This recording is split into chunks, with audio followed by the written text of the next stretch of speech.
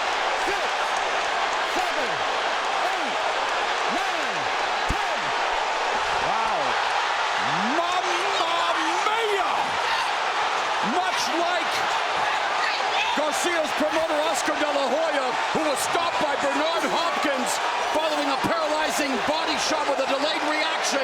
Gervonta Tank Davis just stopped Ryan Garcia.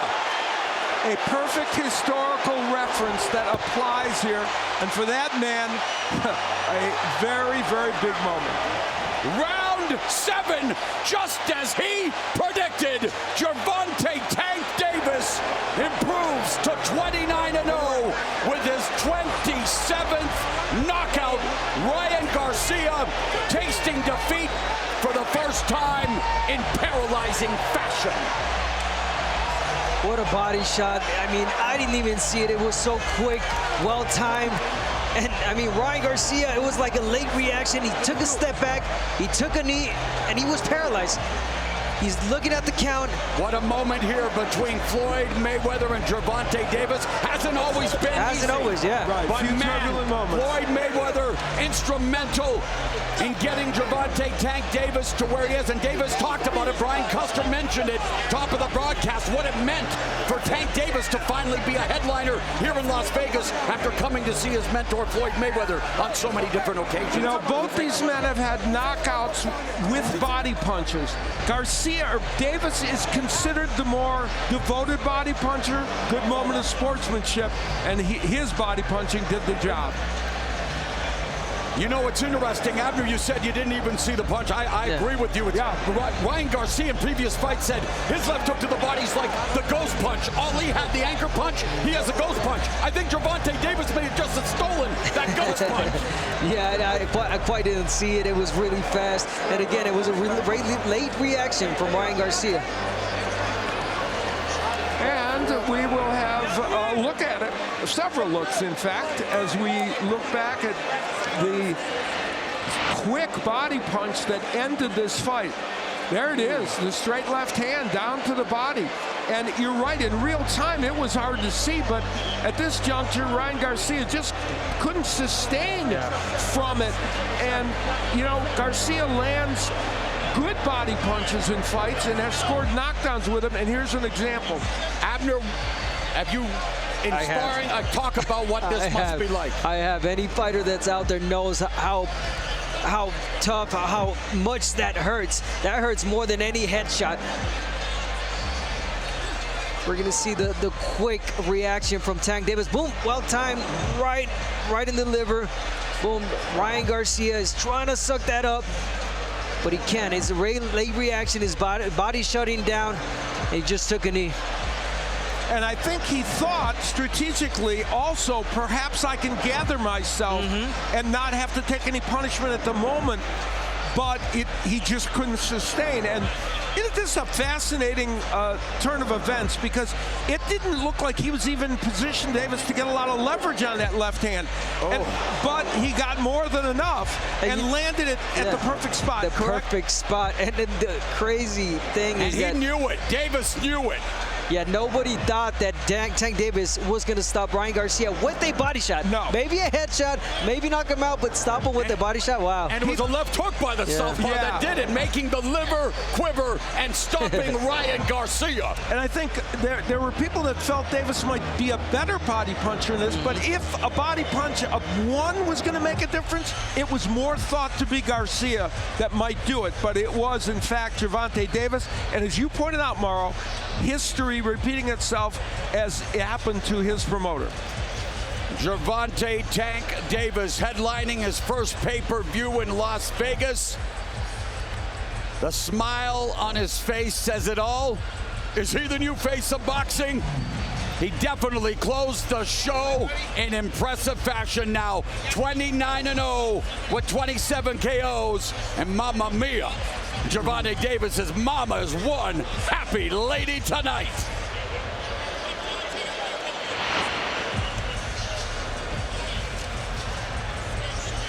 Kenya Brown, his mother, and I mean, the story's been well documented.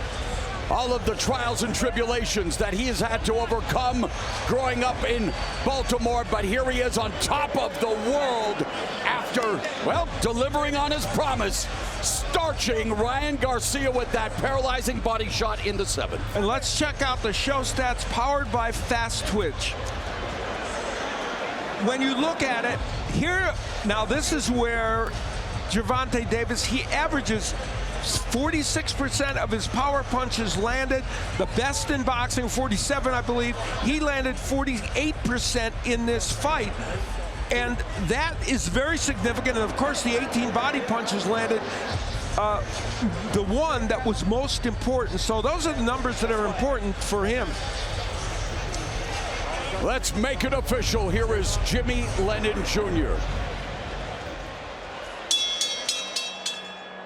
Ladies and gentlemen, we have the time. 1 minute, 44 seconds in round number 7. A referee in charge, Thomas Taylor, reaches the count of 10.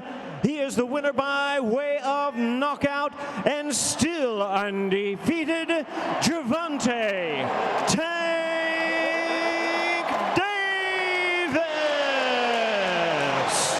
One of the most exciting, if not the most exciting fighter in all of boxing. His record undefeated, 30 victories, 28 by knockout. Please help me welcome Tank Davis. I got control over everything. So you can't. How much you want bet? Just call it out. 100?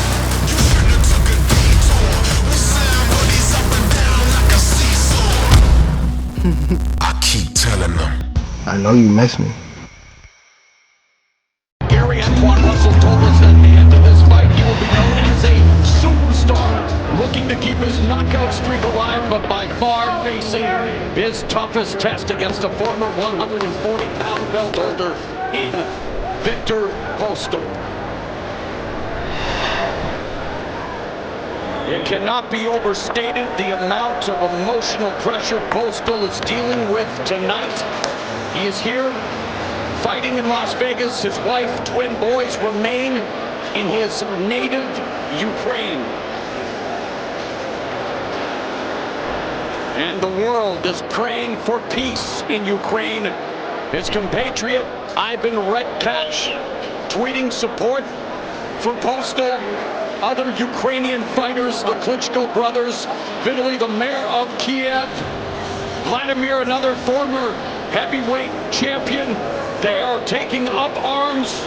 Alexander Usyk is back in the Ukraine, and speaking of Ivan Redkach, here to support Postol, here to represent his native Ukraine. And I know I speak for everyone when I say we hope that peace will prevail sooner rather than later.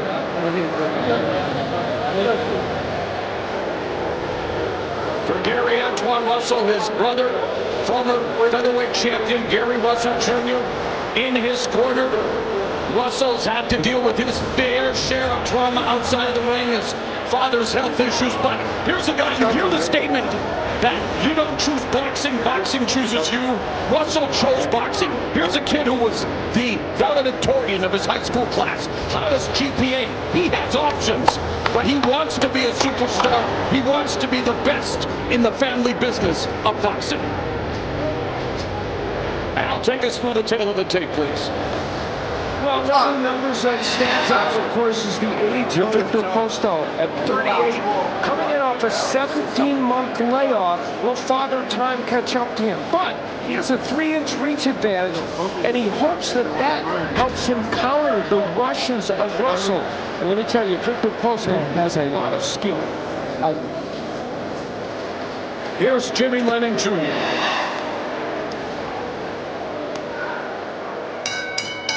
Well, fans from the Chelsea inside the Cosmopolitan of Las Vegas, Premier Boxing Champions continues the action with this special attraction in the ring. It is brought to you by TGB Promotions, World of Boxing, and Showtime. Our judges scoring from ringside, from Nevada, Tim Cheatham. Also from Nevada, Lisa Jumpa. And from Connecticut, Glenn Feldman.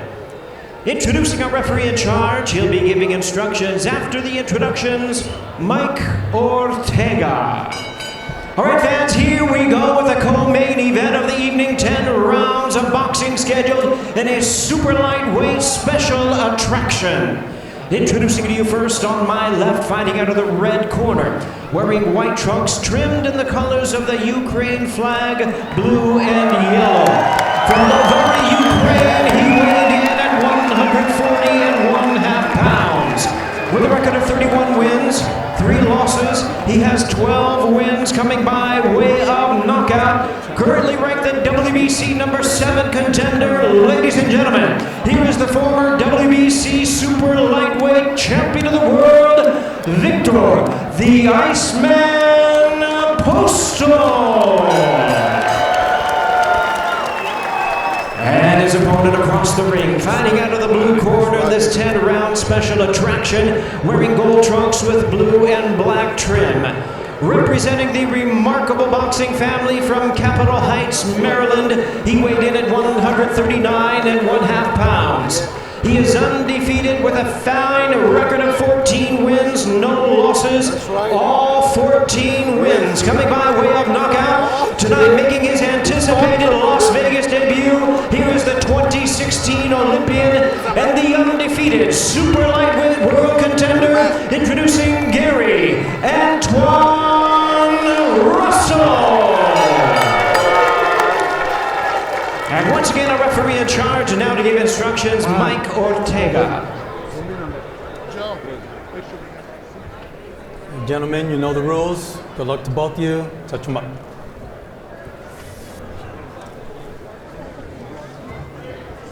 Referee Mike Ortega, 26 years of professional experience, working his 318th professional fight in December. His dad, Gaspar, a popular welterweight contender in the 50s and 60s, passed away at the age of 86. We extend our condolences to the Ortega family. Bell and round 1, and for Gary Antoine Russell, first appearance here in Las Vegas, has won 14 consecutive fights to start his career. No one's gone past the 6th round, but in Hector Postol, he faces someone who's been there, done that, Al. Yeah, Postol is a very, very solid boxer on every level. Good counterpuncher, and we see Russell doing what he does. Yes. He's an aggressive fighter. He's going to do that from the get-go. Yeah, you definitely want to do that against an unactive fighter as Postol hasn't fought in so long. And also, when Postol gets in his rhythm, he starts giving them bounce. You know, he's really dangerous. So Russell has the pressure. Yeah. Russell loves to go to the body. Postol averages only 45 punches per round. Russell 69, and Russell is, as we've pointed out, a quick starter. So you're going to see him be more aggressive early. And he is doing just that, taking the fight in the first minute to Postol. Postol against the ropes, and Russell attacking the body. Nice left hand landed upstairs for Postol, but he eats a right uppercut on the inside. Yeah, really good job there by Russell, but he ate that hook. He's got to be careful coming in.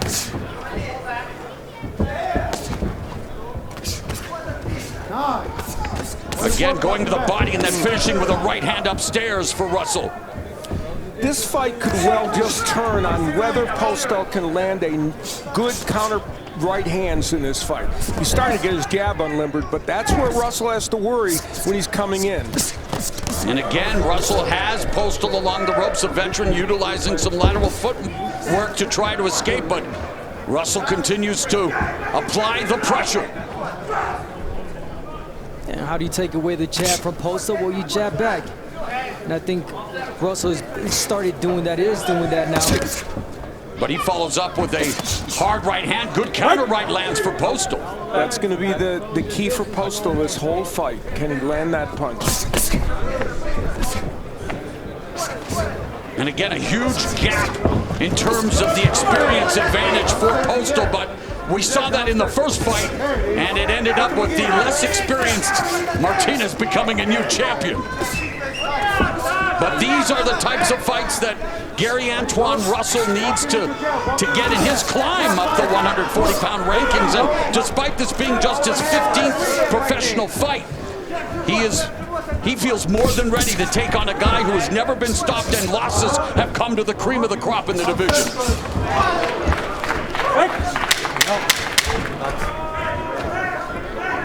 Good opening 3 minutes for the undefeated Gary Antoine Russell.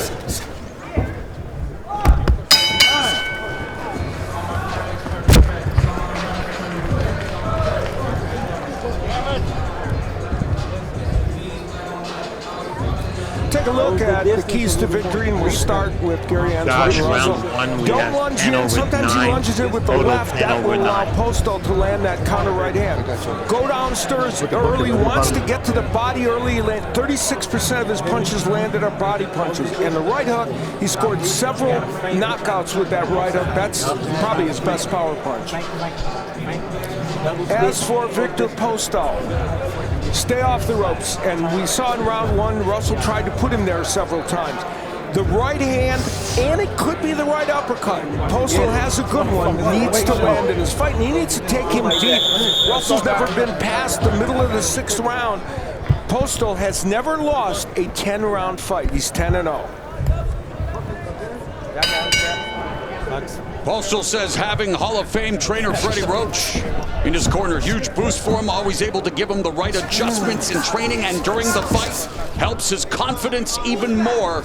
Having Freddie Roach as his trainer, and of course for Russell, I mean, he has everybody helping him, his brothers, and of course still his dad, who we all wish him a very, very speedy recovery from what he is dealing with. I saw his dad before the fight, and we talked. We had a really wonderful conversation, and all his health issues have affected him emotionally, and he knows that the boxing and his family needs him, and we hope he can rally from this.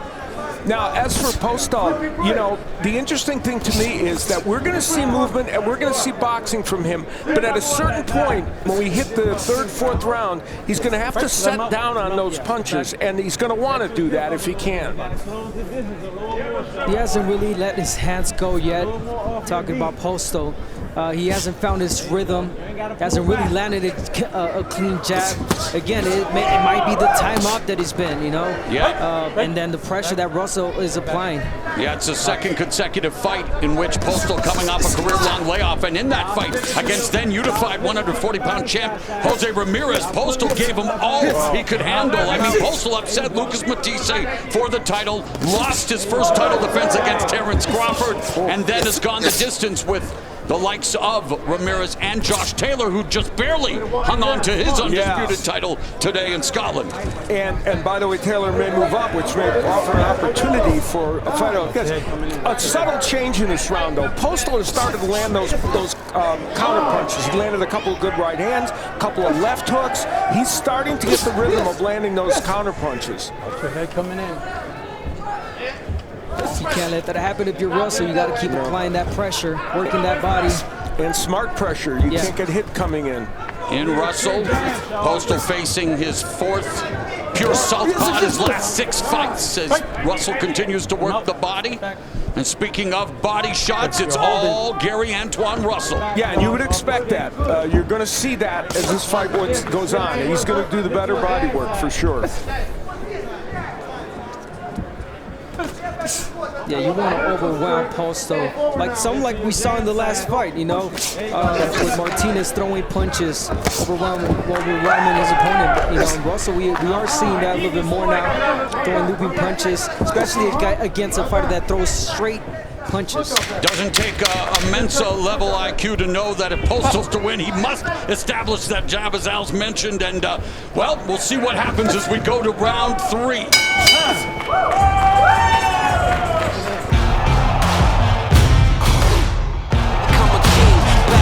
Don't step in the ring, the end is near. Hear the war cry, war cry. That's why we came. We are the wild ones. It was a very competitive 2nd round. We saw a clash of heads as Russell comes in. He's going to be attacking, and their heads come together. And that's one of the lunging things that I mentioned of Russell. He didn't get it with a counter there, but here's where Russell did some good work with the combination, that he was able to get that left hand in, not perfectly, in a round in which Postol did find his rhythm somewhat, though.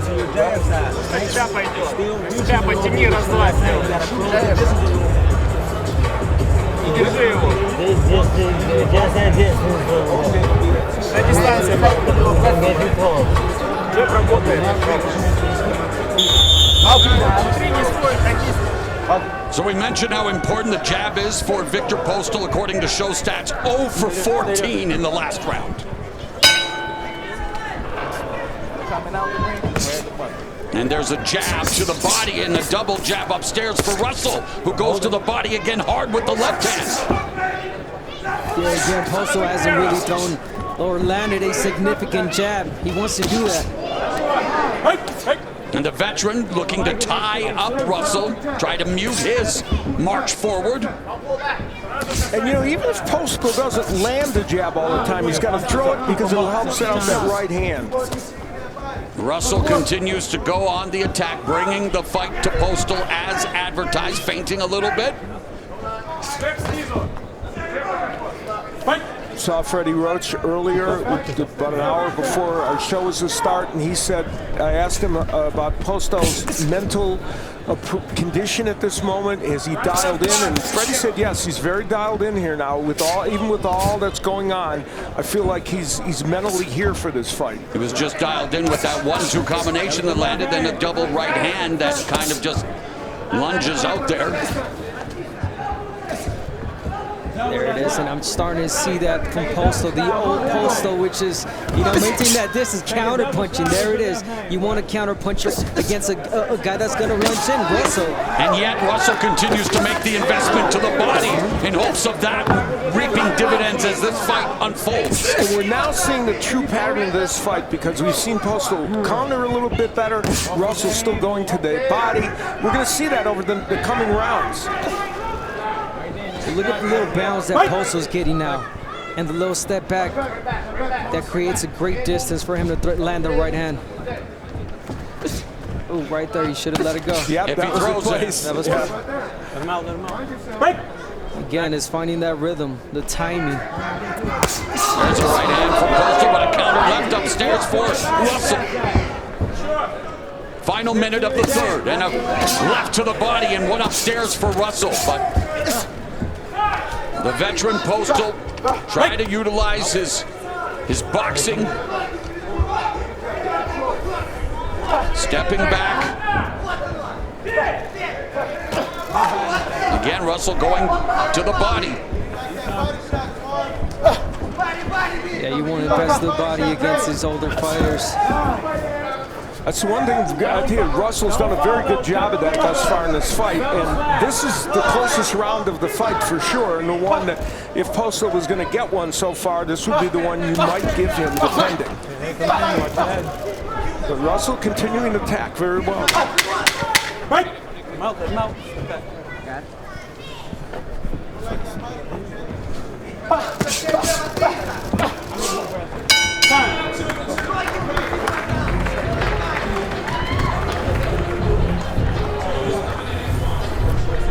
Pop's on track. You're waiting too long. Listen to Pop. Okay. Time to start chopping his head up. Yes. Side of his head. Time to start getting that head.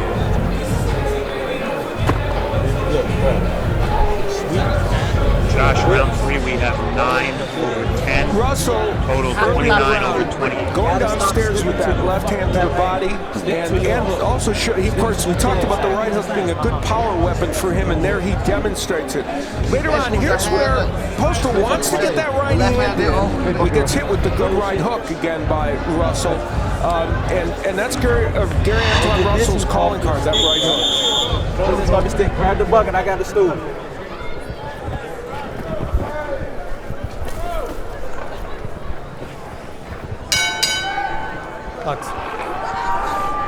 Round number 4, and immediately Antoine Russell going downstairs with a body shot, and now Postol pawing with the jab, trying to keep Russell at bay. Abner trying to disrupt Russell's rhythm. Oh, there it is. I see in Postol that it's overthinking too much. You know, he's not letting his punches go. He's got to let go of the right hand.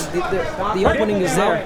And Russell's fights average 2.9 rounds, so he's past that point. He has been into the 6th round. That is as far as he's gone. I mentioned Postol's been 10 rounds 10 times, won them all, but this is a different fight. Oh, right uppercut on the inside, landed for Russell, but then Postol came back with a right, much more aggressive. Victor Postol here in the 4th. Getting countered as well. I mean, every time he's trying to establish something, Gary Russell's right there, scoring for himself. Make the adjustment. Yeah, it's just that Postol's not doing it at a distance that benefits him. And again, the aggression from Russell, he's doing a great job of countering on top of those straight punches that Postol's trying. So Russell trying to close the distance, go to the body, but Postol having some success mid-range and tagging Russell with the jab. Yeah, that was the right uppercut. Postol's going to keep trying that punch. Russell's done a really nice job with his right hook, and I mentioned that's a good weapon for him. He's thrown that punch very well.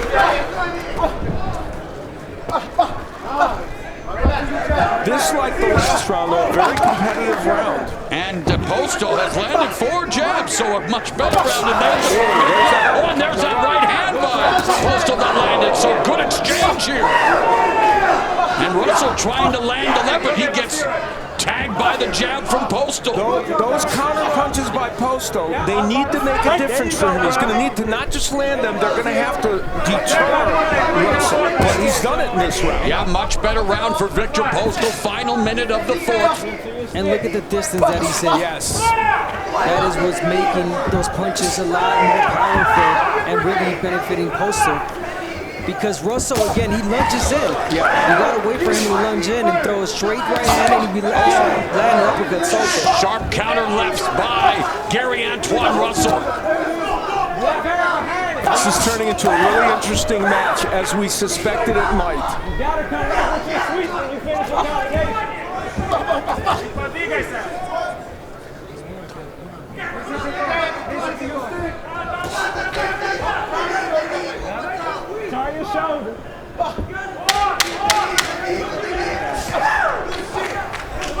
Good job by Russell. Slip the punch and then land a left of his own to the body. Let's go to Jim Gray. Tonight is the night. I know you ain't focused. You better tighten up. I beat you twice. They cheated. You sure? You better leave the females home. Strap your boots up. It's gonna be a hell of a ride. How much you want bet?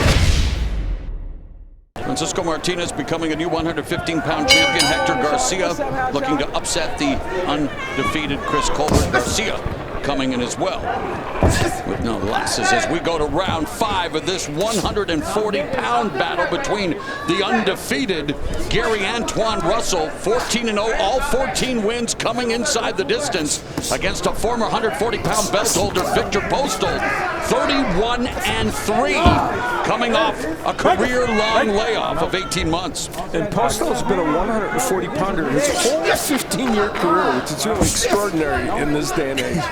It is. Yeah, and it's almost unheard of. I can stay at 118. That's for sure. Well, you had a good run there, so that's okay.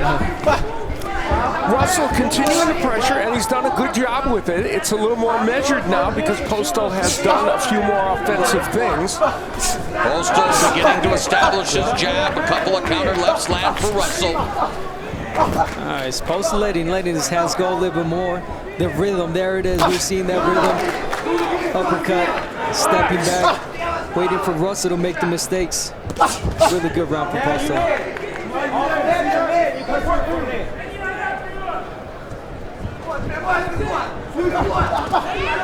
And yet he is not keeping Gary Antoine Russell from foraging forward.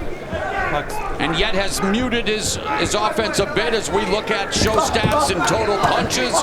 Very competitive numbers, Al. Yeah, and I think, you know, in the last couple of rounds, left hand by Russell. And, you know, the question is, you know, we know Russell's a power puncher. He's landed some really big power punches. As of yet, hasn't really hurt Postol with them, even though they're good scoring blows for sure. Yeah, Postol's been down 4 times in his last 7 fights, has never been stopped. Coming up on the final 60 seconds of the 5th. Another close and competitive round. Postol fighting his way back into this. Yeah, and it's, you know, how are these scored? That's the question by the judges. Now, one of the things is Postol was moving backwards first couple of rounds. Now, not so much, so the judges won't see him retreating. And he just landed a nice right hand. That's a good combination from Russell. But again, Postol making it difficult now. Not as easy for Russell to get in. Again, he's got that bounce. He's got the jab. He's doing a good job, Postol. But now Russell needs to pressure.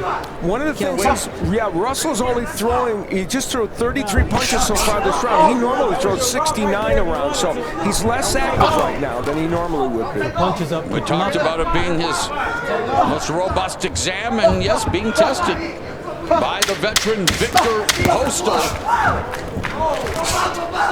As we complete 5 rounds here in Las Vegas.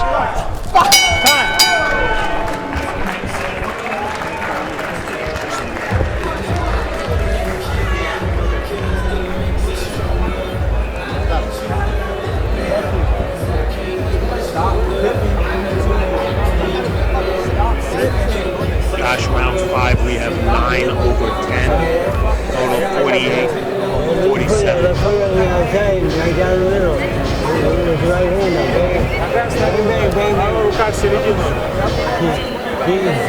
Give me 4 again. This is what your double left hand. But once you get there, you have to work. You gotta apply your will. You gotta break this motherfucker's will. He really don't want to be in there, bro. You hear me? He don't want to be in the inside. Shopping this shit up. Impose your will, Antoine. Here, Scott. You hear me? I got it. Sweet. Round 6, Russell's corner, imploring him to break Postol's will. Something tells me that's going to be a lot easier said than done, but Russell loves to seize the initiative, then batter his opponents into submission, but Postol has been coming on, utilizing his boxing skills and his footwork. Russell landed a really good straight left hand early in this round after taking an uppercut, so he's getting it. Now, the big power punch for Russell, though, is the right hook, and he was landing those early in the early rounds. Not so much in the last couple. Yeah, a really great start for Russell. Applying the pressure, listening to his corner. And pushing Postol against the ropes, which he wants to do. Yeah. There's a short right hand on the inside. We begin the second half of this 10-round affair. Let's bring in our unofficial scorer, Steve Farad. How do you have it after 5? Mo, I think this is getting closer and closer. I thought Russell clearly won the first couple of rounds, largely because of the effectiveness of his southpaw left to the breadbasket. I haven't seen that punch that often since. Maybe as a result, Postol has won 2 of the last 3 rounds on my card. I have it 48-47, Russell. There you go. There you go. And Victor Postol has, in the past, hurt himself on the scorecards by not throwing a lot of punches. And he averages about 45 a round. He might need to get busier in this fight. Well, he's doubling them up here in the 6th now. 33 punches credited for Postol, so much more active, beginning to put together combinations, Abner. Left hook included in that. And it's really Russell putting the pressure and really forcing Postol to let his hands go. Yeah. He's going to have to. If not, Russell's just going to do the damage.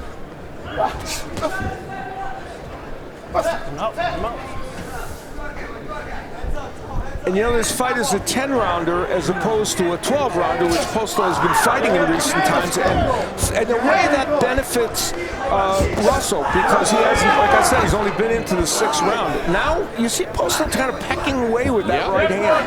Getting the distance he needs, the range, utilizing the footwork, chewing up some of the real estate, and 45 seconds away of becoming the first fighter to go to a round 7 against Gary Antoine Russell. As expected, we thought Postol would be the guy to give Russell the necessary rounds he needs in his maturation process as a professional prize fighter. There was this fight in microcosm, a left hand of Russell landing, but countered by a right of Postol. Really interesting is Postol now pushing Russell back.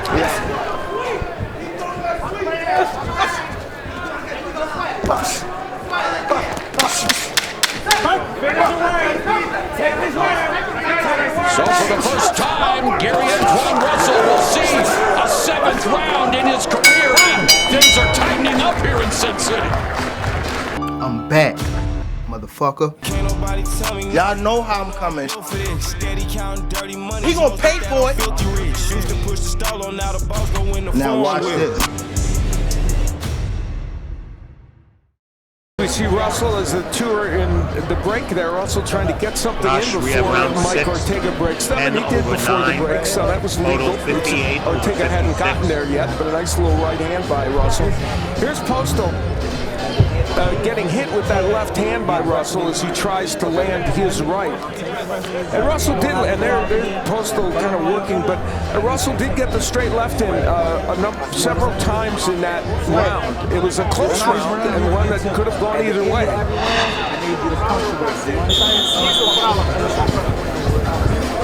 Go, baby.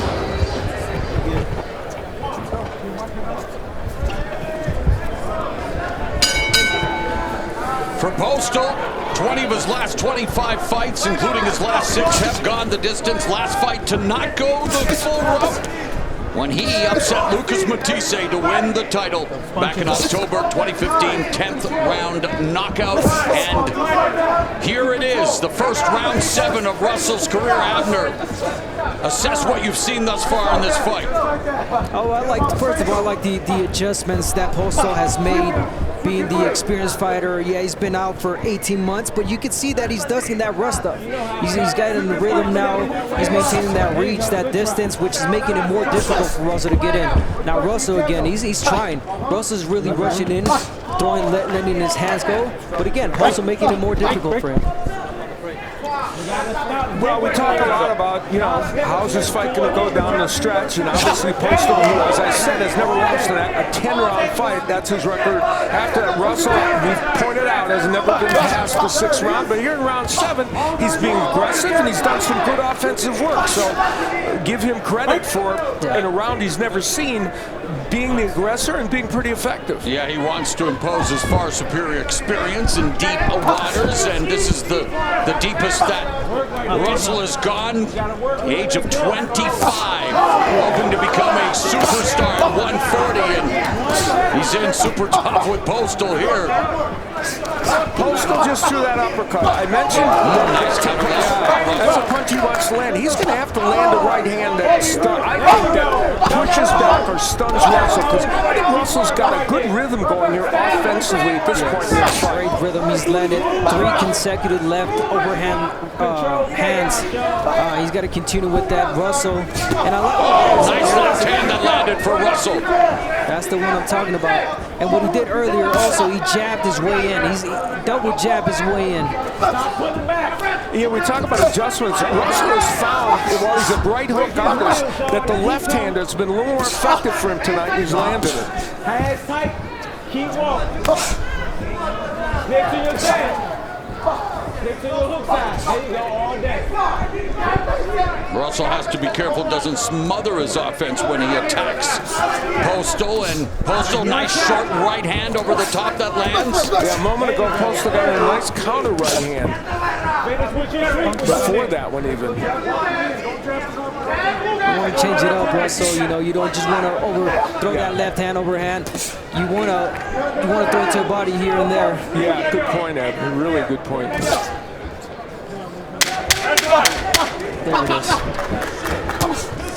He heard you. So we're watching 25-year-old Gary Antoine Russell putting his undefeated mark on the line against the double-tough Victor Postol. How does that happen? And that's only in boxing. Yeah, Ronaldo, Al Bernstein, Abner Mares ringside. We're joined by Brian Custer, Jim Gray, Jimmy Lennon Jr., the rest of our Showtime Championship boxing crew. What has been an action-packed night here at the Chelsea Theater at the Cosmopolitan in Las Vegas.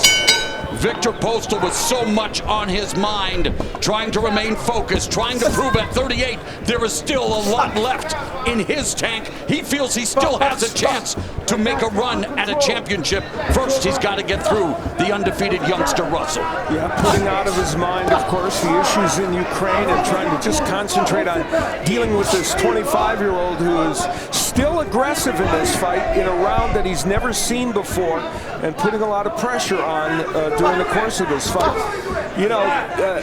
Russell was a terrific amateur, was 3-1 against Boots Ennis, who of course is now a wonder kid in the welterweight division, beat Richardson Hitchens 3 times, and of course in the quarterfinals of the 2016 Olympics, just barely lost.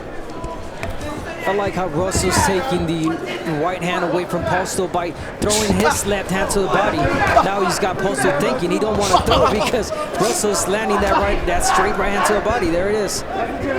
He's changing it. What a feather in the cap of Gary Antoine Russell it would be to defeat a guy like Victor Postol and Al when we talk about, you know, the 3 losses. I mean, you can't get better than those 3 guys that he lost to.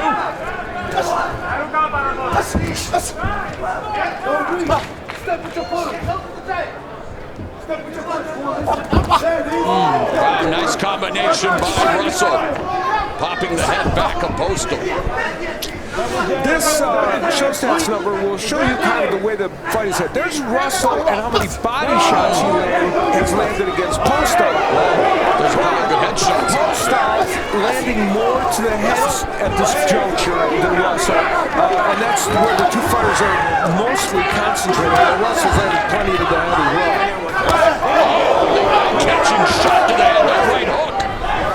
I talked about the momentum, and Russell has it right now, and he's going to take advantage of it. Sure does. And you know, if there's a power punch that he's going to use to really hurt Postol, it's probably going to be the right hook, even though, you know, that's where his big power comes from, not so much the left, even though he's landed a lot of good left hands. And like Steve Farhood said, it would be nice if he started using that left hand to the breadbasket like he did earlier in the fight. 30 seconds left in the 8th. He's jabbed to the breadbasket.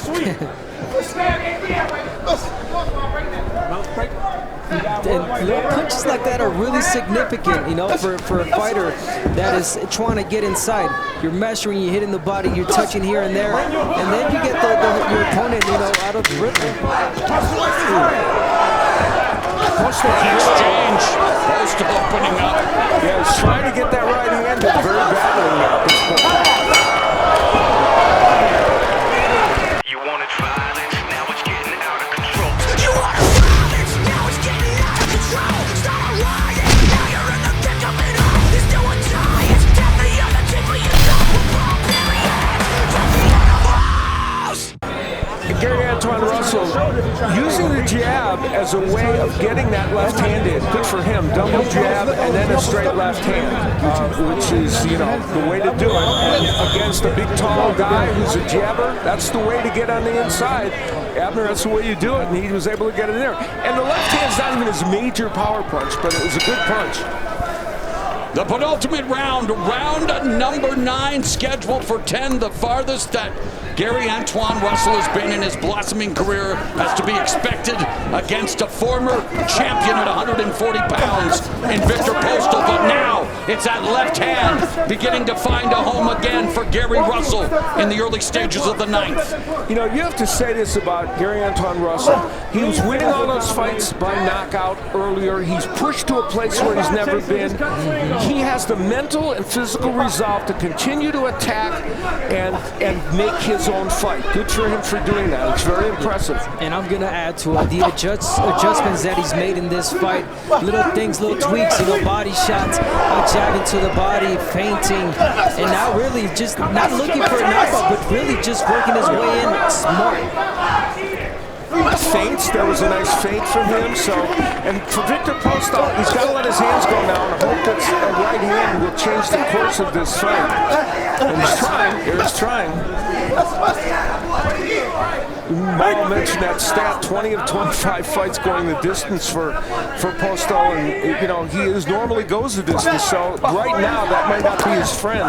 He has 2 knockouts past of the 9th, 1 in the 10th, 1 in the 11th. But right now, utilizing the footwork, trying to avoid the attack of Gary Antoine Russell, and Russell doing a good job utilizing the jab, following up with the left. Yeah, taking the jab away from Postol, jabbing his own jab, double jabbing left. Great distance that Russell's maintaining. There's the Postol jab kind of pushing him back, but Postol's hoping the right will follow that. But he gets countered with another crushing left hand that popped his head back. And there's the best right Postol's thrown in the last 5 rounds, and Russell walked through it. He landed his own left to the body. Final minute of the 9th. And you gotta add that to the arsenal of Russell, counterpuncher. Yeah. Gary Antoine Russell, showing his growth, his maturity as a prize fighter, showcasing some hand speed. And you know, it's not like Postol hasn't done some good things, so it further illustrates how well Russell has fought in this fight.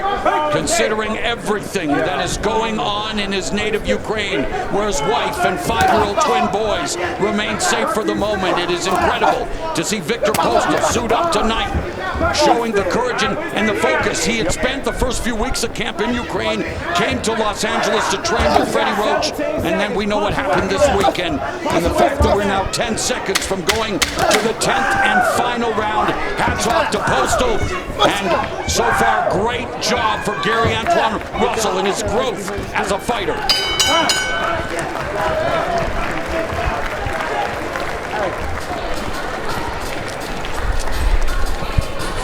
Last one. Last fucking one. You have to punctuate these rounds, bro. You taking off.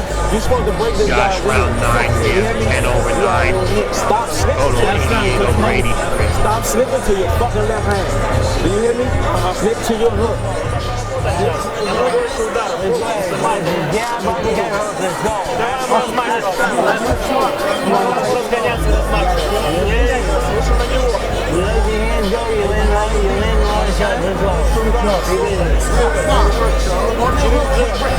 Good turn right now.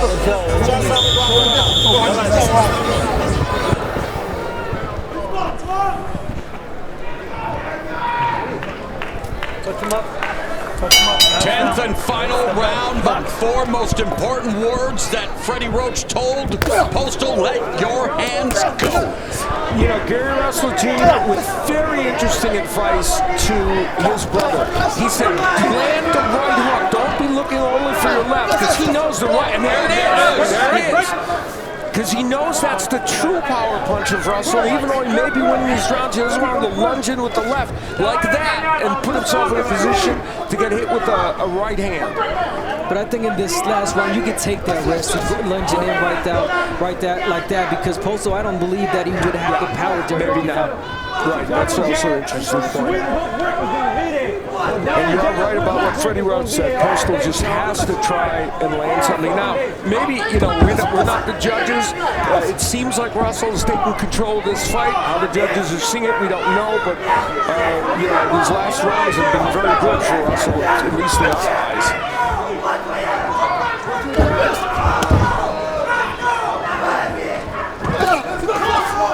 Body shots by Russell. Nice counter. And Postol circles away, but Russell's on top of him again. And you know, it's not as if Postol isn't landing some counter punches as Russell comes in. He is. They're just not stopping Russell the way he wants them to. And Postol's not a monstrous puncher. No, and he's known for clinching and does so there. Minute and a half left in the fight. Yeah, and it won't stop Russell, especially in this last round. Russell's going for maybe not for the beautiful bodywork shot. Look upstairs. What a combination by Russell.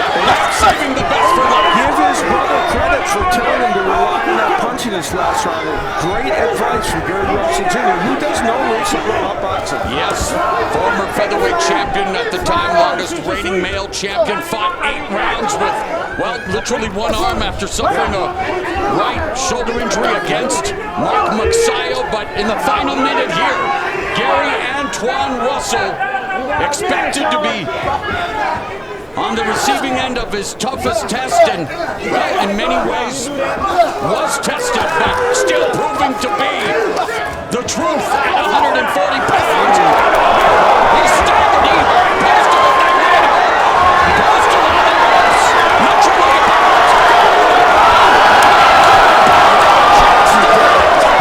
That's ridiculous. I'm sorry.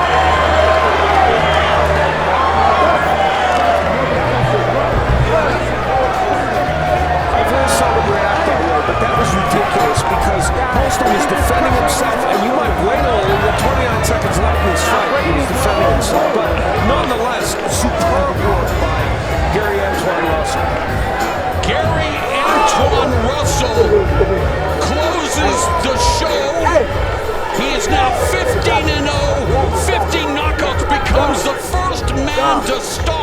Victor Postol, but Abner, you've been in there. Al, visceral reaction. I tend to agree with Al. What do you think? Me too. I mean, that's a reaction, Al, and that was my reaction also. But Al, hey, he said it. It was a bad stoppage. It wasn't time. It leaves a bad taste in the mouth. Bad. Again, not taking anything away from Russell's performance, and even more in this last round because he was going out, looking for not a stoppage, but he was really doing work. This last round, but not the way to end the fight. And you go back to the work, and listen, Mike Ortega's a good referee. I'm not, I hate to be that critical, but go back to Gary Russell Jr. in the corner, telling Gary Anton Russell, the right hook's the key to really getting him out of there. You couldn't have better advice, and we'll listen to it.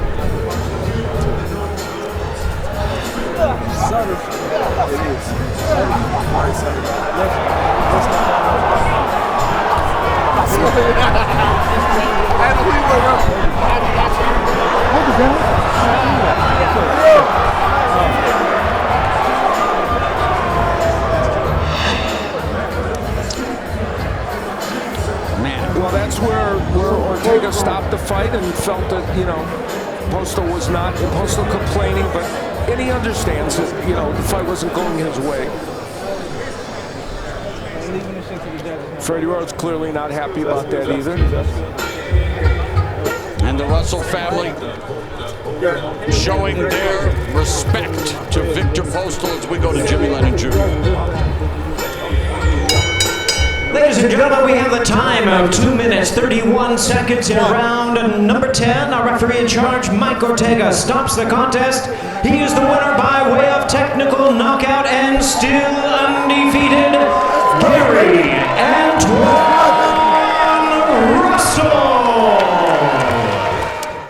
DC versus Baltimore come March the 1st. It's always been around with DC and Baltimore.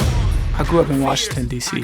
My environment is a reflection of my boxing career. Come March the 1st, we dance.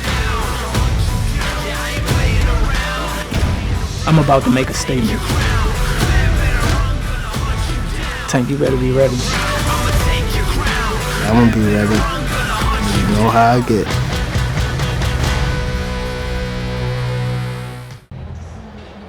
And Jose Valenzuela, well, he's made some changes since their first meeting, now trained by his original trainer, Mario Rodriguez. On that two-fight losing streak, was dropped and stopped by Edwin de los Santos, who, by the way, has sparred a lot with Colbert, and then, of course, dropped Colbert in the opening round, admitted to fading down the stretch, and said that 2 weeks before the fight, he had an undisclosed, surgery to, a leg that we don't know, and so he said he didn't want to use it as an excuse, but he feels that tonight he is going to put his foot on the gas and he is going to stop Chris Colbert inside the distance.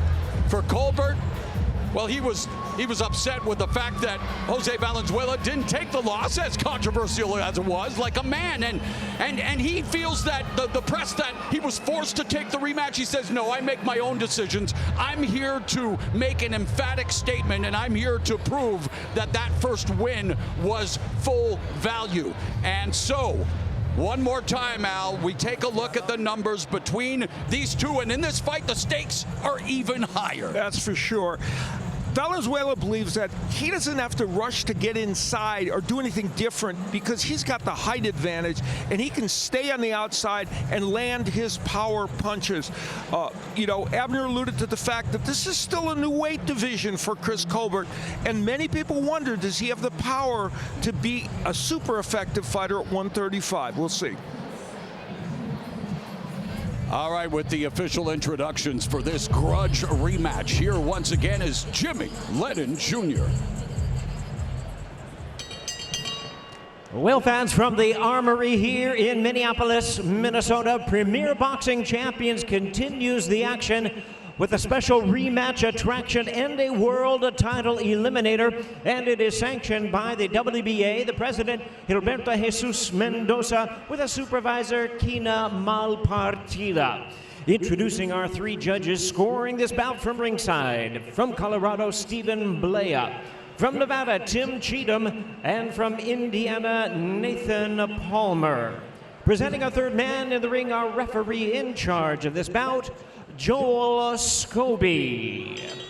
All right, fans, here we go. 12 rounds of boxing in a rematch and a WBA lightweight world title eliminator. Introducing to you first on my left, he is fighting out of the red corner, wearing dark blue trunks with silver trim. Fighting out of Renton, Washington, by way of a hotbed of boxing, Los Mochis, Sinaloa, Mexico. He weighed in at a ready 134 pounds. With a record of 12 wins and 2 losses, he has 8 wins coming by way of knockout. Tonight he is seeking revenge. Please welcome the exciting WBA number 9 world great contender, introducing Jose El Rayo Valenzuela. And his opponent across the ring, ready to go, fighting out of the blue corner. Entering the ring wearing white trunks with maroon trunks, fighting out of and representing his home of Brooklyn, New York. He weighed in at 134.5 pounds with a record of 17 wins and 1 loss. He has 6 wins coming by way of knockout. Ladies and gentlemen, please welcome the former WBA interim super featherweight champion and the current WBA number 7 world-ranked lightweight contender, introducing Chris Primetime Colbert. Once again, a referee in charge, Joel Scobie, now to give instructions.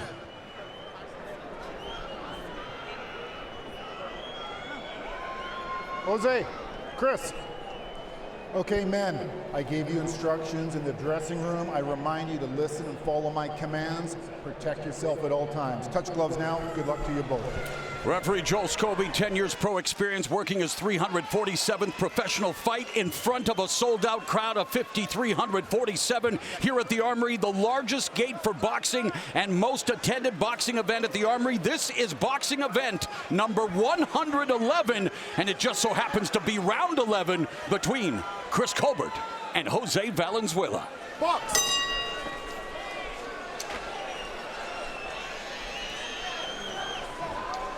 In the first 30 seconds of their first meeting, Valenzuela landed the sweeping left hook that dropped Chris Colbert, the second knockdown in his career. Yeah, we all know how that started. Nice body shot. The power shots from Valenzuela. Again, he said he wanted to fight from the outside, pick his shots. Let's see if he does that.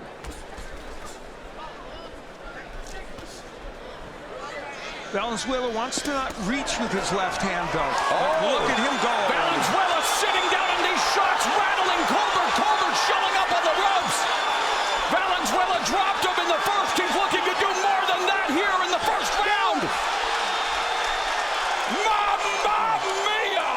5, 6, 7, 8. Chris, walk to me. He's done it again. Referee ruling it a knockdown after the buckling the knees. Maybe the ropes held him up. But it's all Jose Valenzuela. And a lot of time left in this round, man.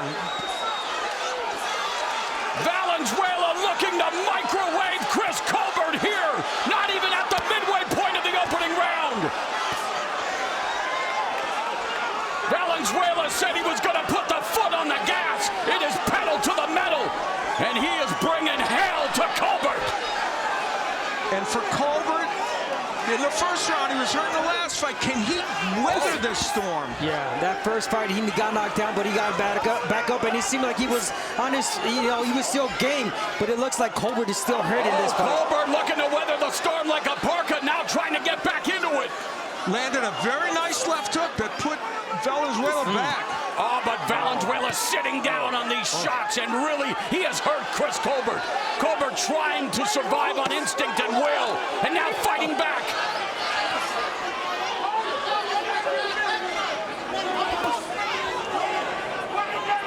And much like the first round of the first fight, it's all Jose Valenzuela, and yet Colbert, who again went down, is still on his feet. He has grit. Oh my God, Jesse.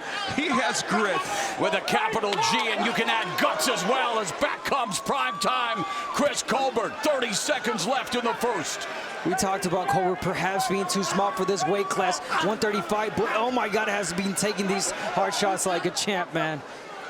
Playing possum, staying in the corner. And remember, in their first meeting, Valenzuela dominated the first round. In round 2, it was all Chris Colbert.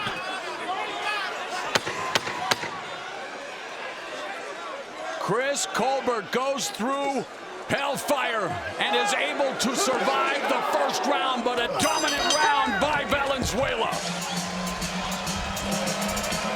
33-8 in terms of punches landed for Valenzuela and Avalanche. You gotta wake up, baby. Come on. And here we'll revisit those awful beginning moments. Great for Valenzuela, awful for Colbert. He's kind of sitting down on the ropes, and here he does. Well, he doesn't actually go down at that point, but then he keeps getting nailed, and eventually he'll kind of sit down again, and just blistering shots, and that's where the knockdown was called, because the ropes were holding him up. And to quote the aforementioned Yogi Berra, deja vu all over again. And Valenzuela landed, you know, he was precise. Now that was where the referee wanted to get in earlier to stop matters and call a knockdown, couldn't do it. Hey, Chris Colbert got through it.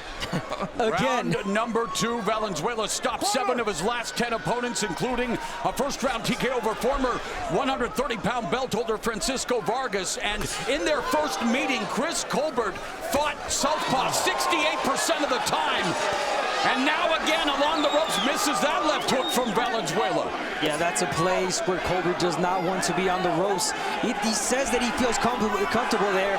He's a great counterpuncher, but you want to turn. Don't be in that position. Electric atmosphere at the Armory. Colbert coming back using the sweet science, the double jab in the left hand, trying to feint, trying to get Valenzuela to bite, using the jab to momentarily irritate him. You know, Colbert fought only 32% of the first fight as a lefty. And when he's been knocked down in his career, it's been as a righty. So we thought we might see a little more lefty from him in this fight. So far, not it's been still predominantly right-handed.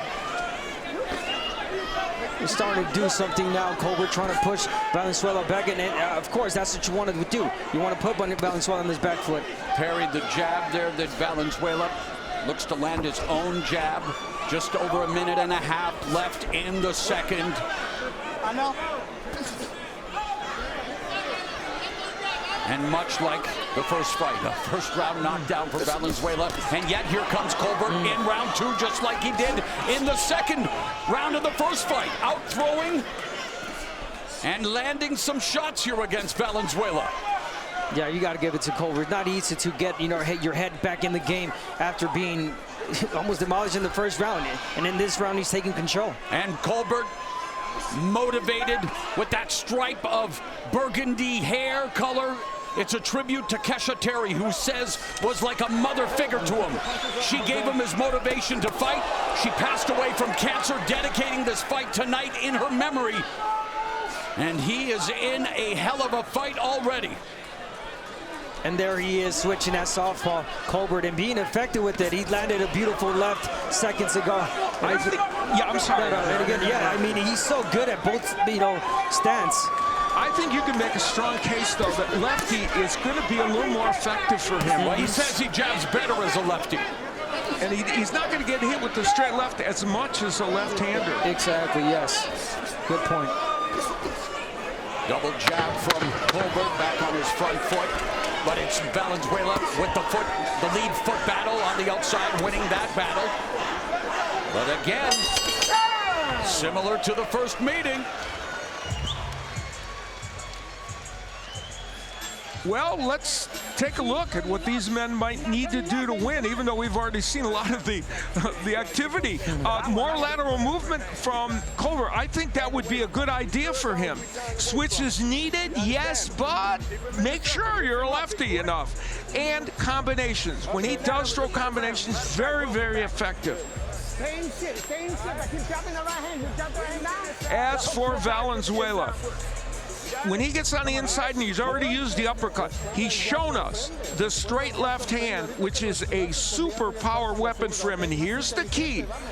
He has faded. He faded in the last fight. He's got to keep the pace up. And oh, by the way, he's never been 12 rounds, and this is a 12-rounder.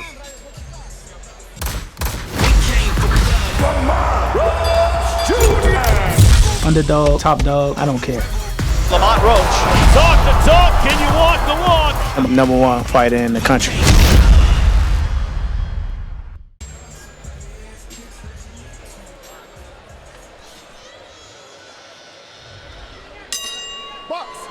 Round number 3, Armory, Minneapolis, Minnesota. There's a right hand by Colbert. Detonated effectively. And there, the jab causing issues for Valenzuela. Nice. Once he gets that jab going, Colbert, beautiful right hand. But again, the power of Valenzuela, the great equalizer. You could see this fight going exactly as the first one. Colbert boxing great in spots, and then Valenzuela hurting him. Four-punch combination by Colbert, sitting down now, lunging forward, wanting to show that he has some pop. Not the most powerful puncher, but we've seen in the past, willing to sit down and stand his ground. He has sneaky power, Colbert, he does.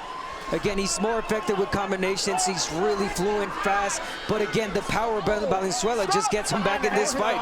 And like you said, Hal, it might turn out like the first fight.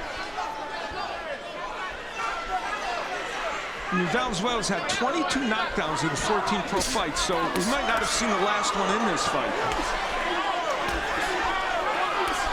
Okay, stop. Stop. Clean break. Box. Colbert as a southpaw. Power punches, big advantage for Valenzuela. He puts the power in his power punches. Lightning quick jab from Colbert, but unable to really establish any rhythm. Finds himself along the ropes, able to pivot to his left, but gets hit with that left hand from Valenzuela. I kind of like that from Valenzuela. He kind of fainted a little bit fainted with the left, and he came in with this hook. Right, and the left hand lands again. Right uppercut, left hand to the body, and here's Valenzuela with a volley of punches to a cornered Colbert. How does he keep taking these shots?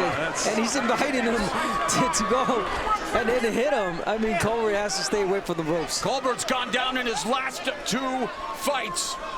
The loss, the big upset to Hector Luis Garcia, and then, well, the disputed decision over Jose Valenzuela. And in every case of going down, and we saw it tonight, it's when he's a righty getting hit with a straight left hand by a lefty. That should tell you something. Exactly. You would think as a fighter in there, you would know that you're getting hit constantly with that left hand. Turns to southpaw. Yeah, and he can do it. He's good at it. Half a minute remaining in the 3rd frame. And Colbert, right hand to the body, left hook upstairs as the orthodox fighter. Backing up, though, trying to maybe set a trap for Valenzuela along the ropes. Valenzuela countered. And Valenzuela not throwing as many punches as we would like to see him do it now, starting to unload and open up more. This is what he said he would do, put the pedal to the metal. And yet Colbert fighting back.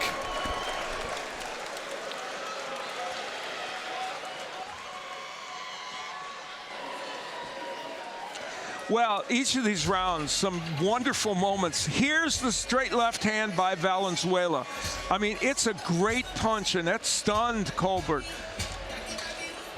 And then later on in the round, Colbert on the ropes, languishing by the ropes. And when he does that, he has a problem. Nice, short little uppercut. You know, Valenzuela has every punch in the arsenal, Abner. He's not a one-dimensional offensive fighter. No, he's not just looking for that left. Let's go. That stick gotta work, baby. That stick gotta work. Off those flags. Don't shy away from that inside. Right feet. He's dying already. Stop touching the body a little more.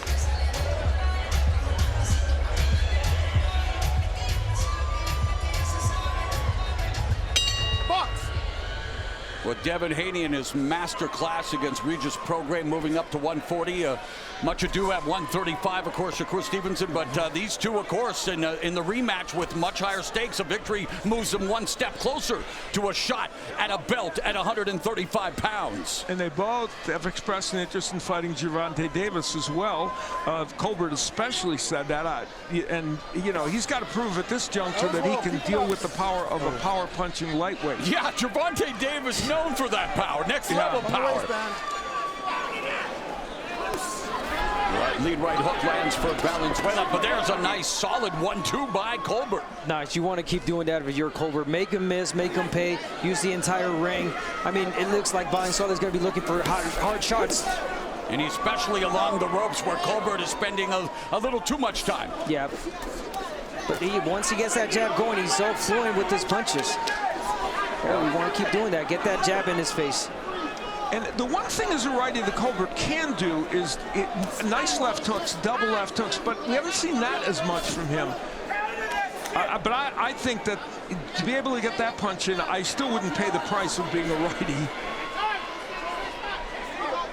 You know, the head movement of Valenzuela has been good coming in. Better than I think in the first fight. Better than no doubt. He was too straight in the first fight. This one, he's fighting smaller. He's moving his head a lot. Now working with Mario Rodriguez, his original trainer. Of course, lived with the Benavides family for a long time. Really honed his skills under Jose Benavides Sr. And Jose Benavides Sr. is still his manager. He said, you know, I love him. We're good, but, you know, I wanted Mario to train me. And Colbert along the ropes. Boy, that is not a good spot for him. Under a minute left in round 4. Overhand left by Valenzuela, bounced off the peekaboo guard of Colbert. It's only going to take one clean one to get in. Colbert, I mean, I know he's blocking most of them, but he's got to be careful. Better off just turning.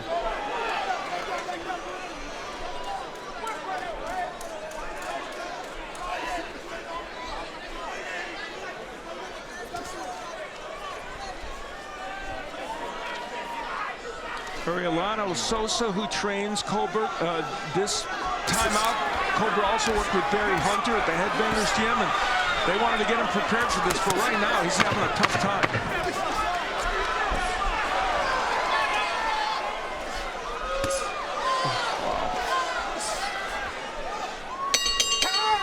Good job, man.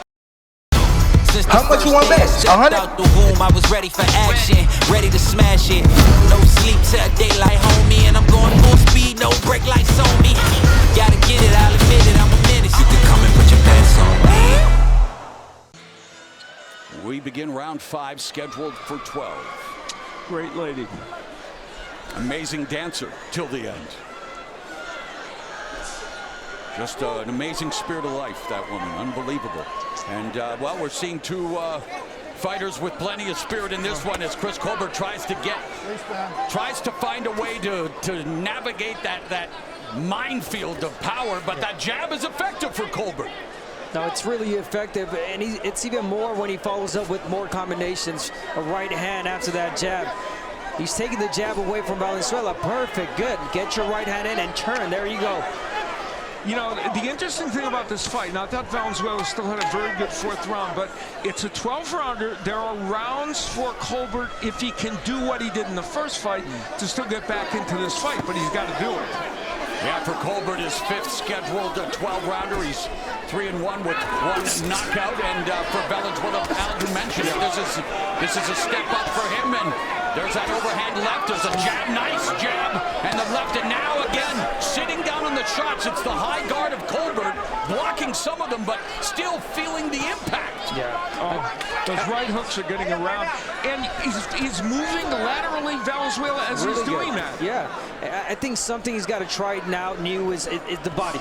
Rip the body to Colbert. All right, you're trying to get in those headshots. Nice. Wow. He really is. The footwork on display. Beautiful stuff from Valenzuela here in round 5. Get him to open up that guard. Open up that shell. by throwing that jab. Jab to the chest. Straight left lands on the chin, the counter right from Colbert. But Valenzuela said that he had made adjustments. In camp, goes to the body, sticks him right in the breadbasket with a straight left hand, utilizing that footwork. Pivoting, moving, not giving Chris Colbert a target, a stationary target. Less than a minute left in the fifth. You can make the case that right now, Jose Valenzuela is showing us his most impressive couple rounds of boxing in his career. And, you know, and he's done good work in his career. What conditioning could do. Because he said in the last fight he was not at 100%. Yeah, unspecified injury to one of his legs 2 weeks before the last fight. Felt he faded down the stretch, and here putting Colbert on the ropes again, putting the leather on Colbert. Colbert employing this peekaboo guard, not returning fire. The other headline in this fight, the right hook of Valenzuela. We think of him as a straight left puncher. Good right hook. He's trying to open up Colbert like a fridge at midnight, looking for a snack, looking to feast here as we head to round number 6. Time.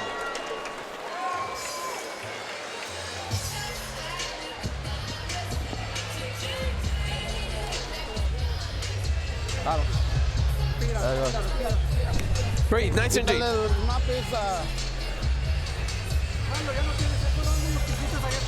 What you were doing was correct.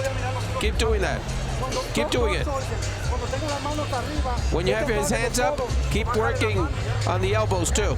So he lowers his hands. He's tired. He's tired. You got him. I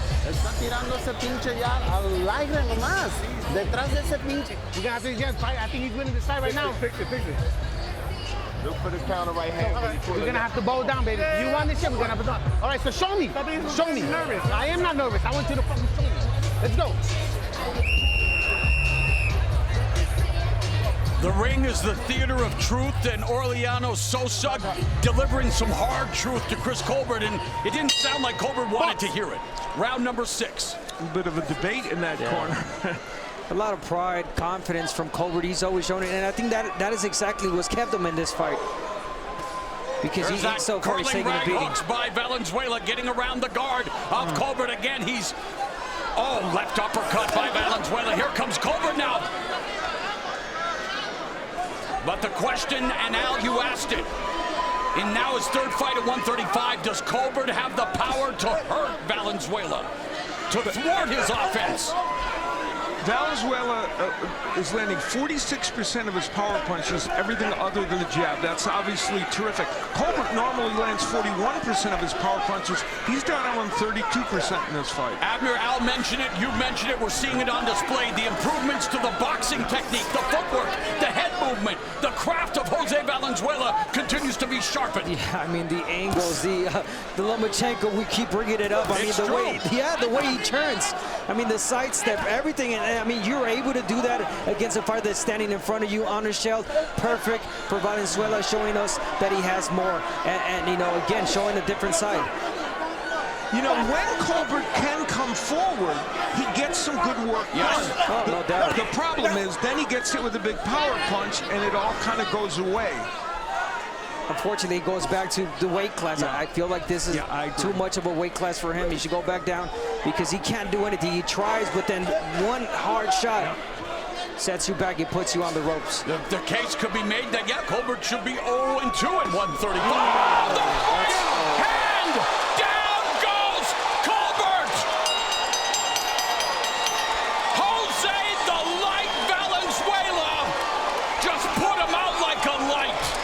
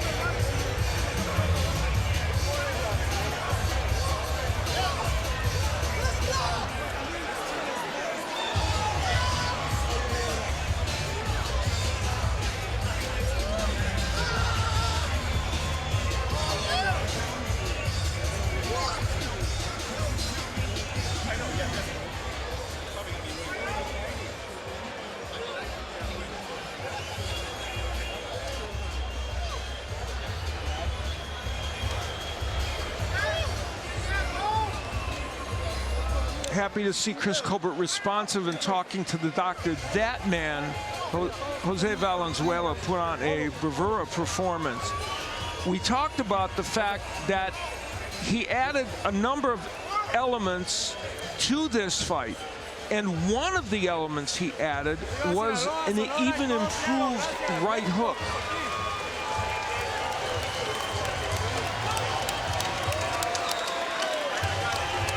And we'll see that on display here. We know the straight left hand is a big power punch for him, but there's the right hook. And here's the interesting thing. Colbert was a lefty, which does help him stay away from the left hand of Valenzuela, but it doesn't keep you away from the right hook. Yes. I mean, that's what happens when you have a monster like Valenzuela that he just not depends on one hand. Yes, I missed with the left, but guess what? Here comes another power shot, my right hook. And that's all I took. I said it's only going to take one good shot for Colbert. He could take 3, 4, but one great landing, and there it is. And that right hook came from Indiana. Seriously. Jose the Light Valenzuela makes it lights out for Chris Primetime Colbert. Colbert went down like confetti, and Valenzuela celebrates his 13th victory and 9th via devastating KO. When you land 39% of your punches overall and 45% of the power punches, everything other than the jab, you know you've done a good night's work. And when you have the 35 body shots, which were very well placed, good performance by Valenzuela. Jose Valenzuela evens the score in emphatic fashion. Let's make it official. Here is Jimmy Lennon Jr. Ladies and gentlemen, we have the time of 1 minute 46 seconds in round number 6. He is the winner of the WBA lightweight world title eliminator by way of knockout, Jose El Rayo Valenzuela. You got this. Me and him gotta get it on.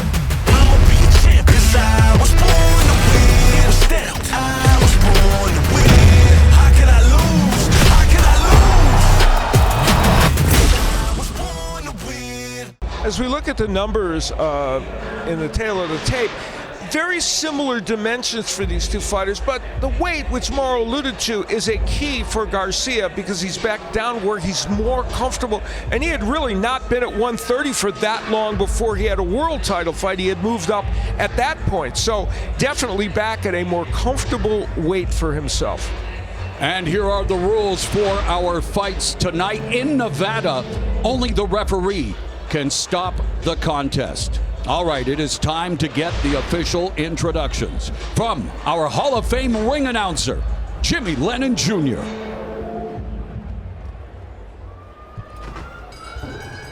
Ladies and gentlemen, a very good evening to you indeed, and we welcome you to the Michelob Ultra Arena here at the Mandalay Bay Resort and Casino in Las Vegas, Nevada, as Premier Boxing Champions presents a big night of action coming your way, brought to you by TGB Promotions, Samson Boxing, and Showtime Pay-Per-View, and sponsored by DraftKings Sportsbook. The crown is yours. And we extend a special welcome to the brave men and women serving around the world and joining us tonight on AFN, the American Forces Network. Well, fans, our opening attraction is a world title bout sanctioned by the WBA. The president, Gilberto Jesus Mendoza. Supervisor is Julio Time. Introducing our 3 judges scoring from ringside. From Nevada, Tim Cheatham. From New York, Max DeLuca. And from Nevada, Robert Hoyle. Introducing our 3rd man of the ring, the referee in charge of this bout, we have Tony Weeks. All right, fans, here we go. 12 rounds of boxing scheduled for the WBA Super Featherweight Championship of the World. Introducing to you first the challenger on my right, fighting out of the red corner. Wearing camouflage trunks with white trim, fighting out of and representing our nation's capital of Washington, D.C. He weighed in at 129 1/2 pounds. His record stands at 23 wins, 1 loss, 1 draw, with 9 wins, coming by way of knockout. Tonight in his Showtime debut and his second attempt at a world title, please welcome the WBA #1 world-ranked super featherweight contender, introducing Lamont Roach Jr. And his opponent across the ring on my left, fighting out of the blue corner, the defending world champion, wearing white trunks with red and blue trim. Hailing from and proudly representing his home of San Juan de la Maguana in the Dominican Republic. He weighed in the same as his opponent, 129 1/2 pounds. His record stands at 16 wins, 1 loss, 3 no contests, with 10 of his wins coming by way of knockout. Tonight, making the second defense of his title, ladies and gentlemen, here is the reigning and defending WBA Super Featherweight Champion of the World, introducing Hector Luis El Androide Garcia. Once again, a referee in charge, now to give instructions, Tony Weeks. Okay, gentlemen, caballeros, you already received your instructions. Usted recibió instrucciones. Right here is good, aquí está bien. Right here is good, aquí está bien. I want a good, clean fight. You cannot play limpia. Obey my commands at all times, above all, protect yourself at all times. Escúchame, cuídate. Listo, ready, let's go. Tony Weeks, third man in the ring as referee with 29 years of professional experience, working his 872nd professional fight. The maiden voyage for Hector Garcia as 130-pound belt holder. He takes on Lamont Roach Jr., who looks to become a champion in his second crack at the title.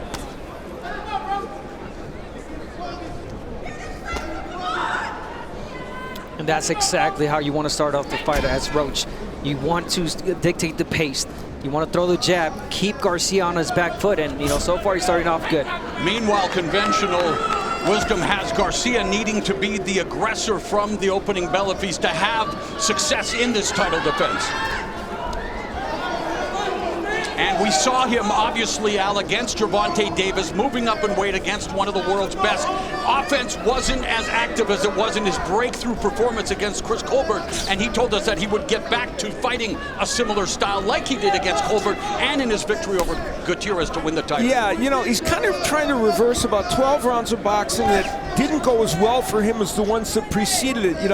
Beat Colbert, fought 8 really good rounds against Gutierrez. Last 4 rounds in that fight were a little tricky, a little dangerous, and of course it didn't go well against Davis. So he wants to just right the ship in this fight, as you point out.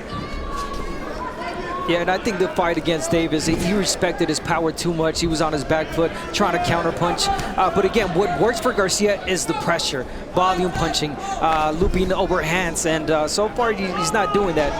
Good approach from Roach in this first round. Roach on his front foot, putting together the jab that was blocked by Garcia. But Garcia on his back foot, moving towards the ropes, and under 90 seconds left here in a very much getting to know you round, a tactical start in this title fight. Good right hand to the breadbasket by Roach. Roach, though, as you said, coming forward, he said, I want to get out of the gate quicker against Jamal Herring in his other title match. He was slow going, did better in the last part of the fight.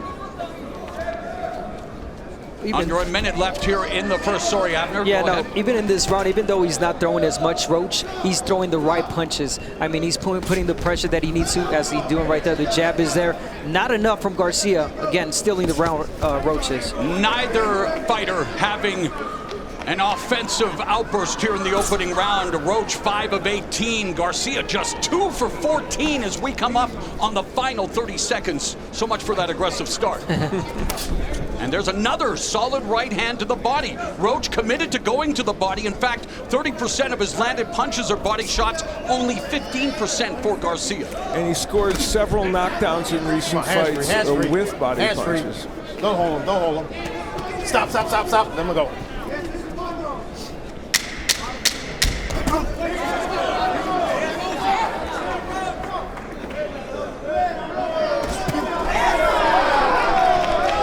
hand landed for Garcia. Rather quiet opening 3 minutes of action. Take a look at what these men need to do to win this fight, the keys to victory. Interestingly, Garcia wants to push forward and put Roach on the ropes, but he was the one going backward. Combinations are important for him. When he's at his best, Garcia can throw really good combinations. And the straight left hand, vital for him. It's one of his big knockout punches, and he'll need that tonight. As for Roach, back him up. Guess what? He did that in round 1. More volume. He didn't get to that because he only averages 11 punches less than the division average per round. So he wants more. And the right hand. He has scored a lot of his knockdowns with the right. Though ironically, he told us he wants to use the left hook a lot tonight too. Let's go. Round number 2, Roach was voted USA Boxing's most outstanding boxer at the 2013 National Golden Gloves Championship. In fact, he faced Garcia's last opponent, Gervonta Davis, twice in the amateurs, lost those fights, but he is well schooled, and there took that left hand off the glove and the arm from Garcia. Yeah, Roach blocked that really good. You know, as a right-hander, you want to throw that right hand if you're Roach, especially against the left-hander. But he started off really good. He started off throwing a lot of punches. Again, now he's going back to just 1, 2 shots at a time. You want to pressure if you're Roach. Ooh, beautiful. Garcia's trainer, Bob Santos, said something interesting when it comes to Garcia. He said he has an interesting style. One round he's looking completely robotic. The next round he's looking really smooth. It's hard to put my thumb on it. And we saw some of that robotic performance against Tank Davis. And dare I say, maybe seeing some of it here early tonight. Yes, definitely seeing the robotic side from Garcia. Just throwing 1 shot at a time, waiting too long. And again, good approach from Roach. Beautiful overhand right a few times ago.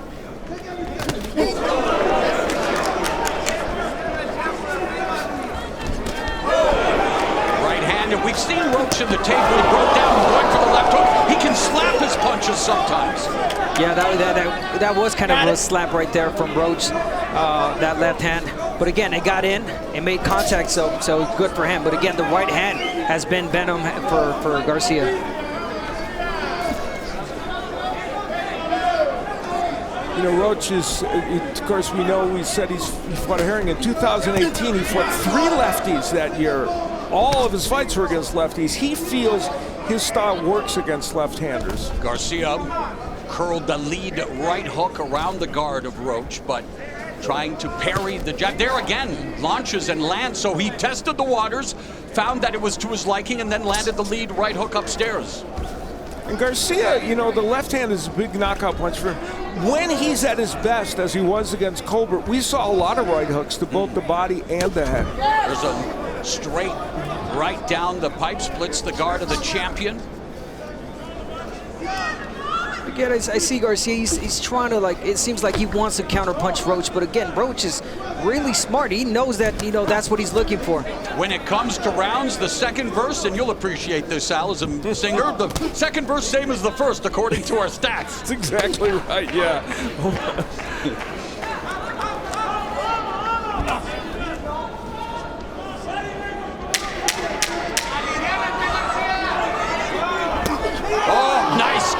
Perfectly timed counter left by the champion Garcia.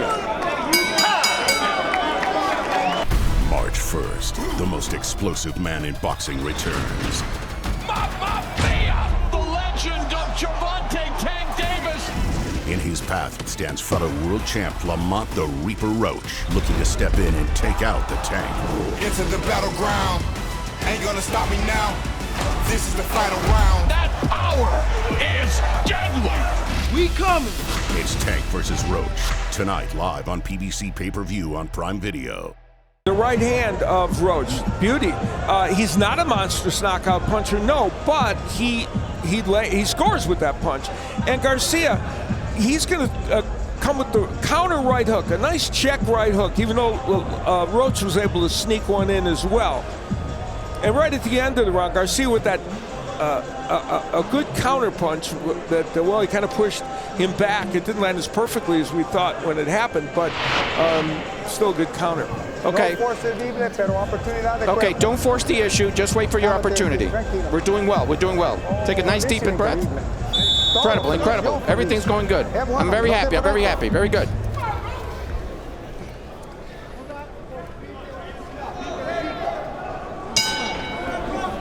This is round number 3. Garcia comes up with a combination. They clinch and try to break free with punches, and referee Weeks intervenes. Now some heavy leather being thrown by the champion. Garcia, you know, he landed those 2 shots there. Again, when he's aggressive, when he sits on his punches, he's really dangerous. And he allowed Roach to back him up both of those first 2 rounds. He is boxing more, but I think he's trying to stand his ground a little more in this round. And with Garcia, we're talking about a fighter who rose from 126 to 130 in July of 2021. And he told us that, yeah, he's most comfortable at 130. Doesn't say never again to 135, but it proved to be a bridge too far, especially against a guy like Gervonta Tank Davis. But Roach utilizing some head movement there. Reason he's been on the sideline so long is because, well, his last fight gave him the mandatory shot at a title. He said, I'll wait. Garcia can go and challenge Davis, but I want my title shot, and he's getting it here tonight. Yeah, and that turned out to be a good strategic move. And his father, Lamont, his trainer, said, listen, my son is in the gym all the time. So no, he hasn't had a professional fight, but he's been working very hard.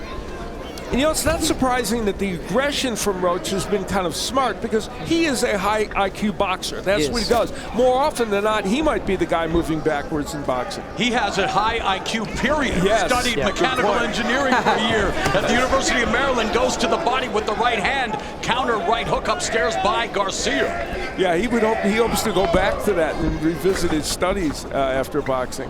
But he said, I have a unique opportunity in boxing. I need to get to it now. And Roach going to the body early. And he does. Smart He's shown investment, Abner. Beautiful investment right there from Roach. Beautiful body work. We're seeing it a lot more. Counter check hook from Garcia. But those are the counter shots that Garcia is looking for. I mean, yes, Roach is a smart fighter, but again, Garcia just looking for those openings, the right timing to land that straight left or either the hook. Final 45 seconds of the 3rd round. So that's why if you're Roach, you don't want to throw lone punches. You want to throw combinations. You don't want to throw one at a time, because Garcia will make it a lot easier for him to counter. Garcia's counter striking has been effective. Leads. The southpaw leads with a left to the upper torso. Body combination from Garcia. But punches remain at a premium.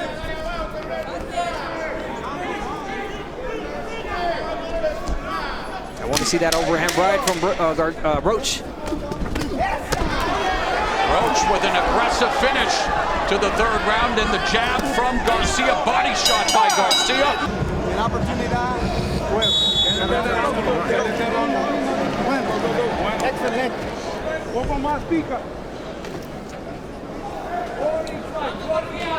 When you get to sit ringside, the fight capital of the world, you better be excited, Al and Abner. And we have been through these many, many years, and we're just getting started here tonight. And for Garcia, the favorite right now, he is behind in terms of the statistics, although the fight is still very, very close. But Roach, his game plan has appeared to earn him some early dividends. Definitely has the respect also from Garcia. I mean, he's pushing Garcia back, Roach, and here he is again in the 4th round with the jab. I want to see again, not so much straight punches from Roach, overhands, because Garcia is walking straight back as he is right there. I think the overhand right will definitely land. And it's interesting in this fight that Roach, perceived, and maybe rightfully so, as not the harder of the puncher of the two, has been able to push Garcia back. And he told us at the fighter meetings, I think I can push him back for most of the fight. Boy, Garcia is so invested in that counter right hook, isn't he? And it's a good idea.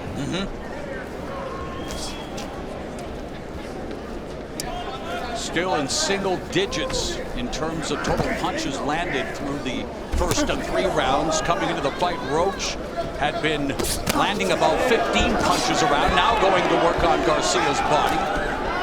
And either man, normally, I mean, 45 punches. Garcia lands similar amount of punches. He throws 53 around, and Roach throws about 46. So they're not high volume guys, but you know they're low volume tonight. Tonight they want more than that. Yeah. And there we take a look at the total punches, and it's very similar in terms of the amount thrown, and not that big a difference of them landed, according to show stats. But not the stats, Abner, you would expect from a 130-pound championship fight with a minute left in the fourth. Definitely not, and definitely not even from Garcia more than anything, or anyone, because, I mean, you got to go back to what got you in this position. What was it? The pressure, the volume. I mean, that's exactly your style. Why? I know you want to show something else, but it's not working for you right now. Yeah, as Al mentioned in his keys and throughout the fight, he is known as a volume puncher, a guy who puts on the pressure, and yet he's on his back foot, able to counter effectively here tonight. You think if he would have fought like this against Chris Colbert, he would have won? Definitely not. What got him the win was the pressure, the volume, overwhelming him, but not showing it tonight, Garcia. Roach, again, good approach. And Roach not has many something punches, to say but good. about that. Yeah, he does. And the interesting thing is Roach is kind of a similar boxer to Colbert. He's a boxer puncher who's, you know, has a, as we said, is a smart boxer. So we'll see. We are 1/3 of the way through this 130-pound championship fight. Hector Garcia's first title defense. Excelente, está bien.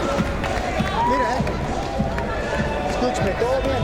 Listen to me, everything's okay. It's good. But just keep touching him up, When you get closer, just touching him up. Mucho más jab. More jabs, start using more of the jabs. Solo necesita más jab. All you need is more jabs and the opportunity when you see for some shots, body shots. Hold his cup. Mira. Hey, mira. Pica, más jab, y todo oportunidad al cuerpo, no fuerza mismo. Jab, centro ring. Guy coming, sit round, all right? Gotta break him down, son. Train for. One of the most exciting, if not the most exciting fighter in all of boxing. His record undefeated, 30 victories, 28 by knockout. Please help me welcome Tank Davis. I got control over everything. So you can't. How much you want bet? Just call it out. 100?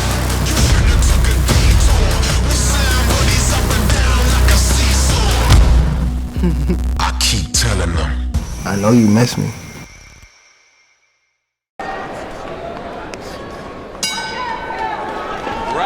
Number 5, Hector Garcia, the defending 130-pound belt holder in the red with white and blue trim. The challenger in his second title opportunity, Lamont Roach Jr., camouflage with white trim. Lamont Roach's dad said, you have to continue to break him down, son.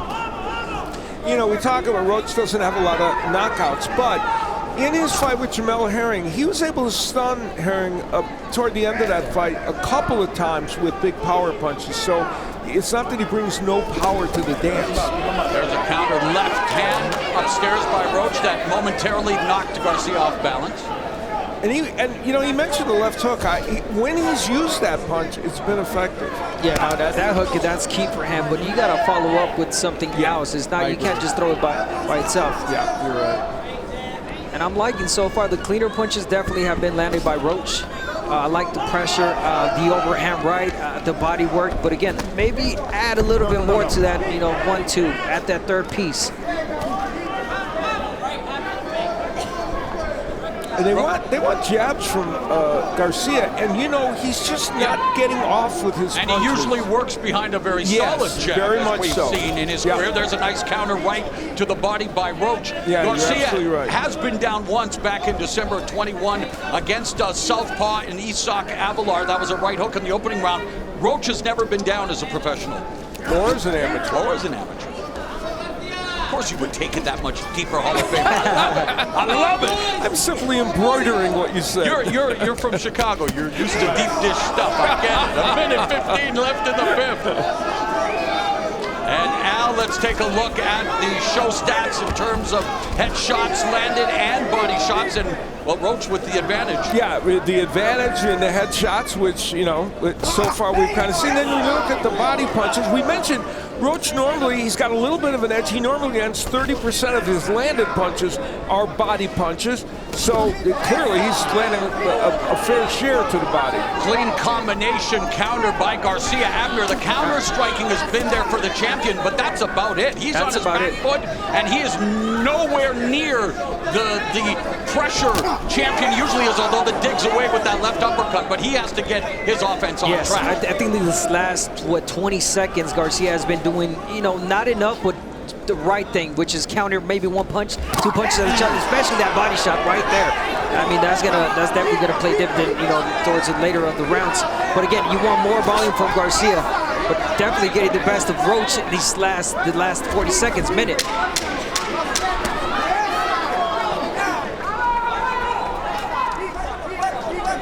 And for the first time, Garcia fighting off his front foot, going after Roach. Benavidez gives it to him tonight. The main event, the ultimate clash of styles. Cannot wait as we begin round number 6 of this 130-pound title tilt.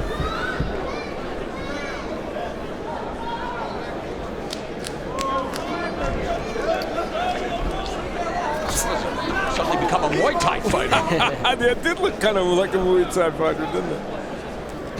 Trying to use a feint there, Garcia, by moving his foot. Yeah, it's an interesting feint for boxing, not Muay Thai. You know, Roach has thrown only about 10 more jabs than Garcia, but according to show stats, he's landed 3 times as many. And there you are. There's the jab situation, and you know, that's beneficial for him. And he's fighting a lefty where you don't always land as many jabs. And it appears, judging from the early body of work, both of their hooks could become paramount. Yeah, I agree. The check left hook from Garcia, and the one that right hook from Southpaw. The right hook, and the left hook from Roach that he keeps winging out there, hoping to land a really good one. Yeah, he's throwing a really good jab, Roach, as a hook and as a jab, pushing him back. And like even you said, it's hard to land against a southpaw that jab, but he uses it as a reach. Yeah, it's timing. Like he will miss that jab, but he knows he at the right range. And now Garcia picking up the aggression, going to the body with the left hand and fighting off his front footman. Now backing up again. Maybe looking to set a trap. Oh, stiff jab from Roach. Good jab and good movement right there from Roach. Didn't give Garcia anything. These rounds, you know, these are fairly close rounds. And even though we generally think Roach is kind of controlling things better, there's not a giant chasm between these two fighters. A lot of the eye-catching shots have been the counter punches from Garcia. Right, so that could be having an impact depending on how judges are seeing it. You know, you never know. Yeah, especially that time, every time that Roach throws that right hand, Garcia times it and he throws the body. There it is on cue. The right hand to the body. As an uppercut and as a straight right hand. Sorry, left as a southpaw. Yeah. Yes. You know, Roach feinting a little bit more, which is a good idea as well as he comes in. Well, did you honestly think that this whole fight would be fought with Garcia on his back foot? Not for the first half of a 12-round championship fight. The line I wrote down was Garcia's going to be aggressive from the start. That's what he said. Yeah, he did say that. And I wrote, the keys I wrote were about that, right? Well, despite what we may be saying about Hector Garcia, you know who is firmly in his corner here tonight? That would be his familia, the champion from the Dominican Republic. And there is Garcia's family in attendance.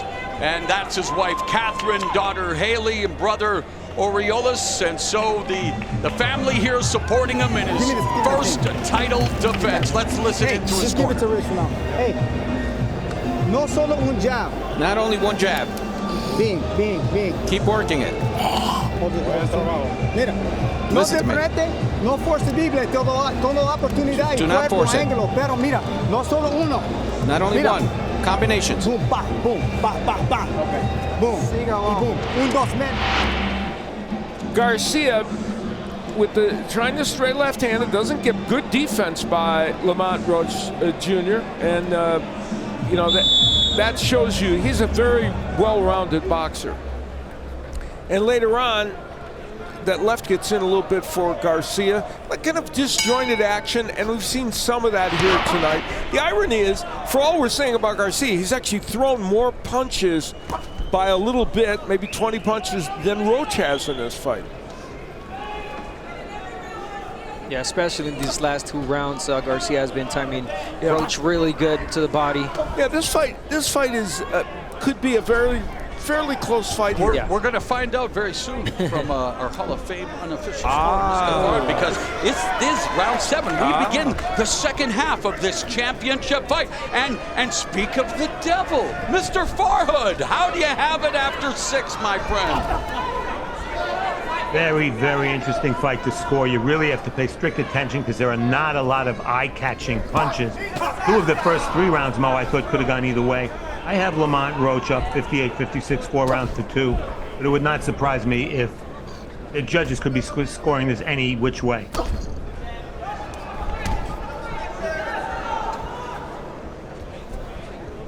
That's the thing about these low-volume fights where there's a lot of nuances to what's happening. It gets tricky round by round. Now, there's Roach, you pointed out for him to use a double and triple jab, and he did it there. And he's landed some really straight right hands, really good straight right hands. He got away from that for a couple rounds, didn't he? A little bit, and then he's getting back to it now. Getting back to the jab and back to the right hand. Trying to build some rhythm now, but still backing up. Back foot trying to set up a counter. There's that check hook. Hands are low. I actually see the rhythm from Roach right now. He got into a groove right now. Well, there's the rhythm of the night from Garcia. Little shoe shine. Nice jab from Garcia. Definitely having better moments here to begin the second half of the championship fight. But Roach comes forward, sticks the jab, gets countered to the body. A minute left in the 7th.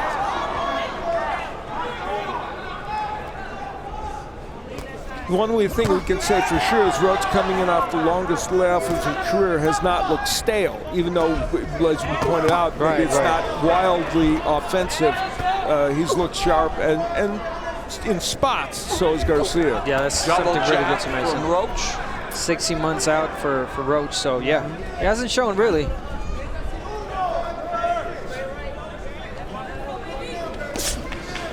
Nice, you want a double jab if you're Roach there. He missed that jab. Walking with double. 1-2, you'll be in the perfect reach for the right hand.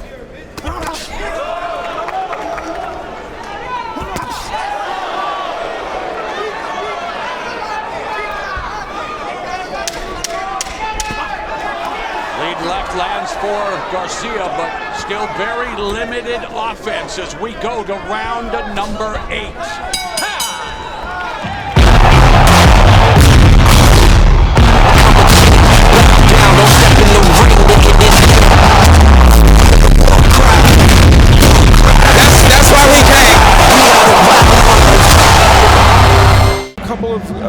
Good moments for him, ripping downstairs to the body and then coming with the left, even though it didn't land perfectly, but adding the jab for good measure. So that was actually not the perfect combination, but a combination punching anyway. And there he's putting his punches together a little bit and pushing Roach back. This we saw in huge volume against Chris Colbert and at times against Gutierrez, but not so much tonight.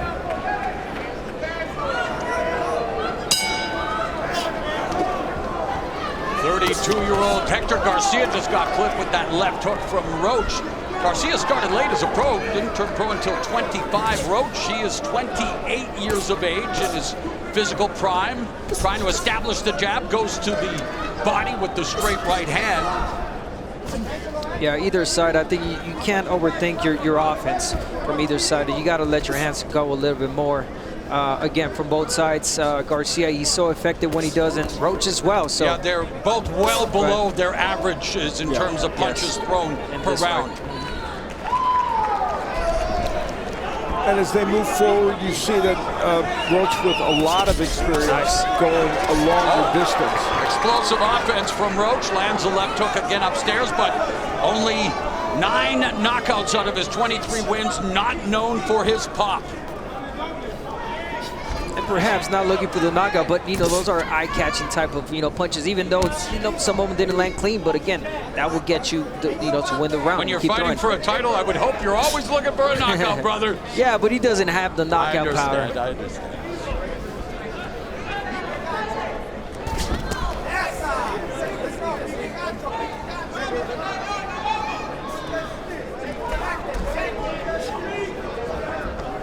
Muted offense, to say the least. Yeah, I think both men, stylistically, they just kind of hit a roadblock a little bit with each other. And part of it is the lack of activity, and some of it's just they're just not able to get off with their punches as much as they would like. And we've seen Garcia live and tons of tape of Roach where that's not the case. So it isn't the norm really for them. This is the kind of fight that Garcia fought against, Tank Davis, and it cost him. Yeah, exactly. And it was expected that he would return to the form that he did against Gutierrez and Colbert at 130. We haven't seen that yet. And let's not forget, when he fought Tank Davis, he said he can see well after the stoppage. So, we don't know if his eye is good or if his vision's not the best anymore. Roach also told us out that he saw Tank Davis take the fight out of Garcia. He was going to do the same thing. He told us, hey, don't be surprised if it happens quick. Well, here we are in round 8, but he is chipping away at Garcia. Yeah, I think he felt that he could push him back, which he has done, but is it enough power? Now, this is a round where it's a close round. Yep. And Garcia's thrown 9 more punches for what it's worth. They couldn't show stats, he's landed a couple more, but it's very close. So this is in keeping with some of these rounds that are going to be difficult for the judges to figure out. No ebb and flow to this opening contest. Now Roach has Garcia cornered. Garcia doing a good job of evading him, showboating. Finally, a little bit of energy there to close out the round. And that brings this crowd to life. I need more punches, touch him up more. More punches. In the body, you gotta work the body. Everything's going well, but you just keep touching it up. And work the body. Very hard in the body.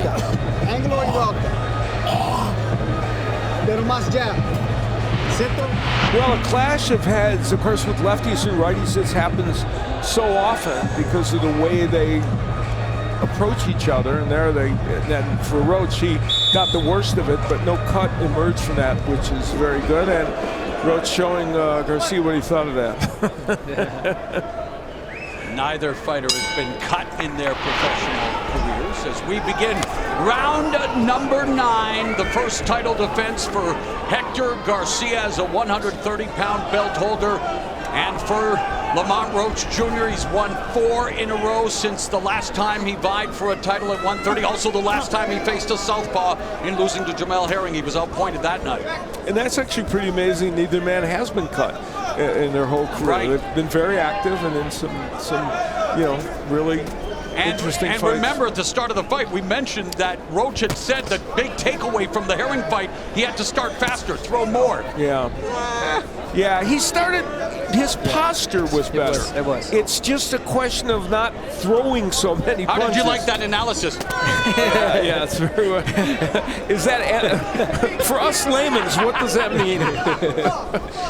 For those of us that are not boxing experts. Nice. Right, there's a good right hand from Roach. And I like how he closed the round also, Roach. He threw a nice flurry of punches, and it was the overhand right that landed also for Roach. So you want to keep doing that. Because again, Garcia keeps going straight back and linear. There it is again. You throw more than 2. Move his head you throw more than 2 punches. The third one is going to land.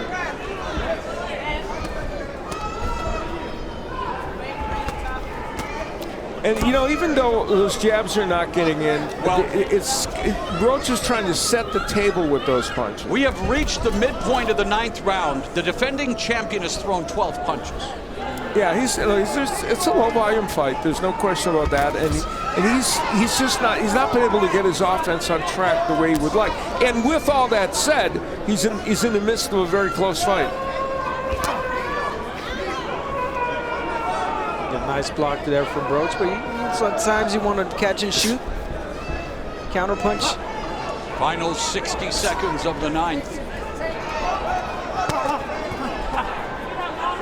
Garcia, you know, it's interesting when he does double up on the jab, like we saw a moment ago, that opened up possibilities for him, and not everything landed there, but it helped him, you know, figure out a way to attack Roach.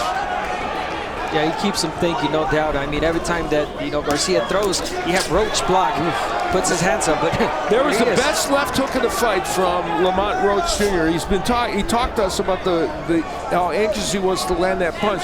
That was the best one he's landed in this match.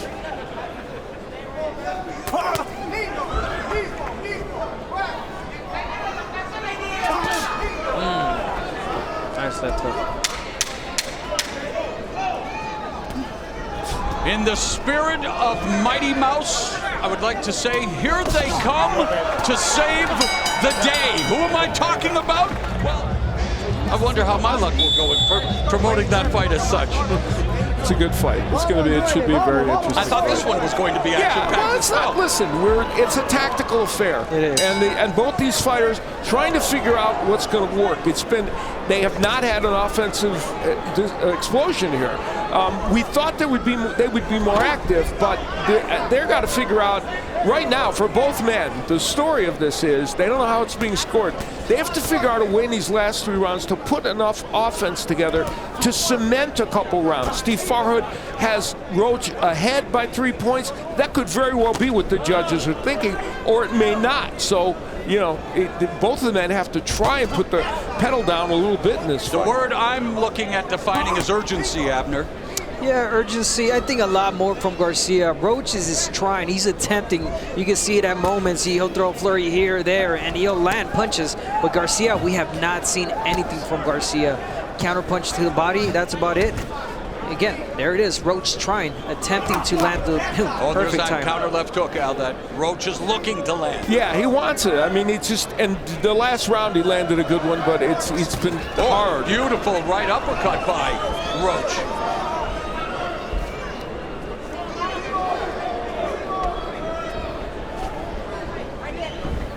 Nice. He has him thinking now. You see a little bit of feints there from Roach. Yeah, when he has fainted on the way in, it's sometimes produced some offense for him. Yeah, because you sense. There's a left hook again from Roach. 1.5 minutes left in the 10th.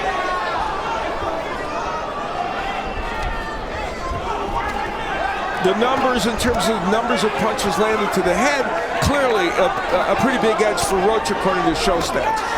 There's that left hand from Garcia. Who switches to lefty, interestingly. Why? I mean, not switches, but he kind of changed his stance back and forth a little bit. And action beginning to heat up here with just over 1 minute left in the 10th. 1 minute away from the championship rounds, and Roach and Garcia beginning to pick up the pace. And Roach switched to lefty. That's what I meant to say. Yeah, he did switch it because he noticed that he landed at overhand left. Again.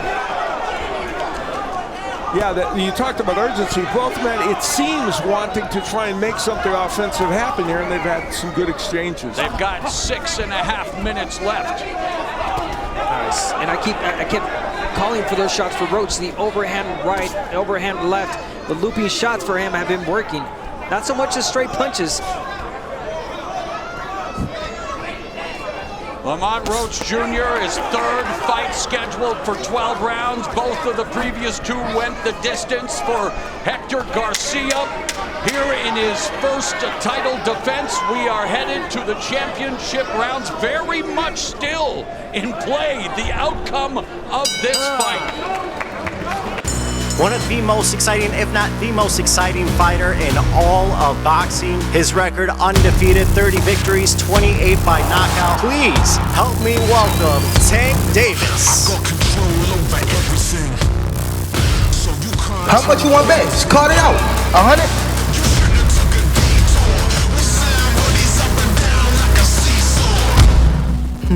I keep telling them. I know you miss me.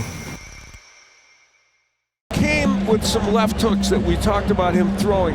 Here he's going to crank one up and gets in there. Well, didn't pronate that punch as well as he would like, but it still got in there and scored. Then later in the round, fighting from the lefty stance, throws the straight left hand. You know what is intriguing? He had a little bit of success as a lefty there, and he only did it in that small burst. And I haven't really seen Lamont Roach be a lefty that much in fights, so interesting. You gotta love that about him. It worked. He kept going with it, and it kept working. But again, being professional, going back to his stance. Championship rounds have begun. Round at number 11. Roach with the jab to the body. Garcia pairing the jab.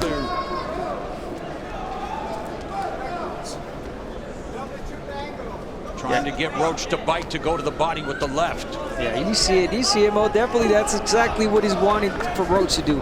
Come in, and Garcia's going to catch him with this body shot straight. But again, he's waiting too long.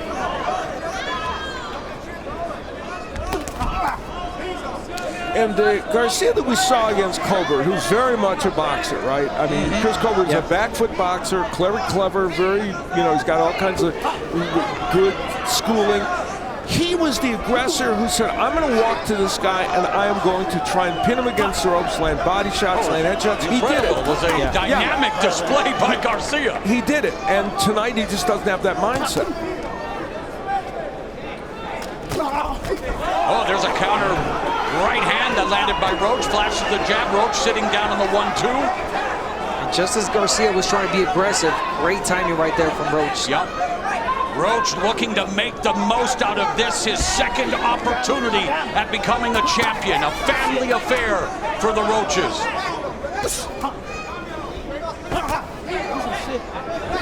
Midway point of the penultimate round. That was a great left hook by Roach. And it demonstrates, and he buckled the knees of Garcia with the right. Roach going in. Left hook, right hand. Garcia trying to fight back. Roach looking to try to close the show. Uppercut lands. He is scoring shots on the defending champion. And with just over a minute left in the 11th, the fistic firefight has broken out here in the fight capital of the world. Lamont Roach looking to close the show. Garcia weathering the storm. And the impressive thing about that is that the selection of punches and those uppercuts that he landed, now he switches to lefty to further this attack. And now Garcia, after looking to get back, utilized the jab, uppercuts, trying to stave off the onslaught of Roach. He's trying to get that jab going, trying to push Roach back, trying to get him off him, but Roach, he saw those punches landed really nice. I like the aggression from Roach. The body work, like Al mentioned, just a barrage of punches from different angles. Roach, 9 knockouts, none past round 6. Hurt the champion here in the 11th. 15 seconds left. And Garcia backing up to the ropes, trying to set the trap, but gets hit with the right. Great round for the challenger, Lamont Roach Jr.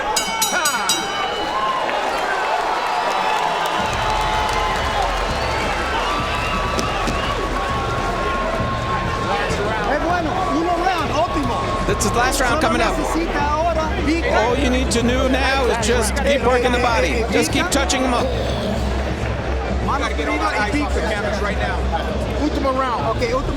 Last round. Well, by far the best round of the fight for either of these two fighters. Lamont Roach hurt Garcia with that right hand, a nice overhand right that knocked him off balance. What was impressive wasn't that he hurt him with that right hand so much as the way he followed up. Yeah. He landed a lot of punches, including uppercuts, and there's another right. He was pretty good about the way he followed that up, and here's a second look at it. Beautiful time right hand from him, and like you said, the way he closed, overhand, doubled overhand, the uppercut. We're not going to see that, but he had a beautiful uppercut that he landed. 12th and final round. Garcia comes out chucking leather. Through 11 rounds, the challenger has relegated the defending champion to landing single digits in each round. And Roach landed, according to Shows, has 23 punches in that last round, by far the most that anybody has landed. And here's the power punches 21 power punches landed by Roach at a 62% clip. That's pretty good. And that speaks to how, when he had Garcia in trouble, he was landing those. And a power punch is anything. It had to be those 21 that he threw. How did you describe 62%? Very good. Oh, I thought you said pretty good, because, yeah, it is very good. Yeah, well. Just kidding. Here we go, just over 2 minutes left. I can be facetious. Well, Lamont Roach Jr. continues to put the pressure on the defending champion. Garcia, who has 10 knockout victories out of his 16, just like the challenger, no knockouts past the 6th round. He's, according to all our unofficial score and our viewpoint, he may need a knockout right now. Yeah, and he's looking for it. Yeah, he's come out throwing actual power punches here, trying to, and he's landing Second them. left hand that lands and rattles. Roach is talking to him. trying to further rally. Knocks down the champion. The leg left hook levels Garcia in the 12th and final round.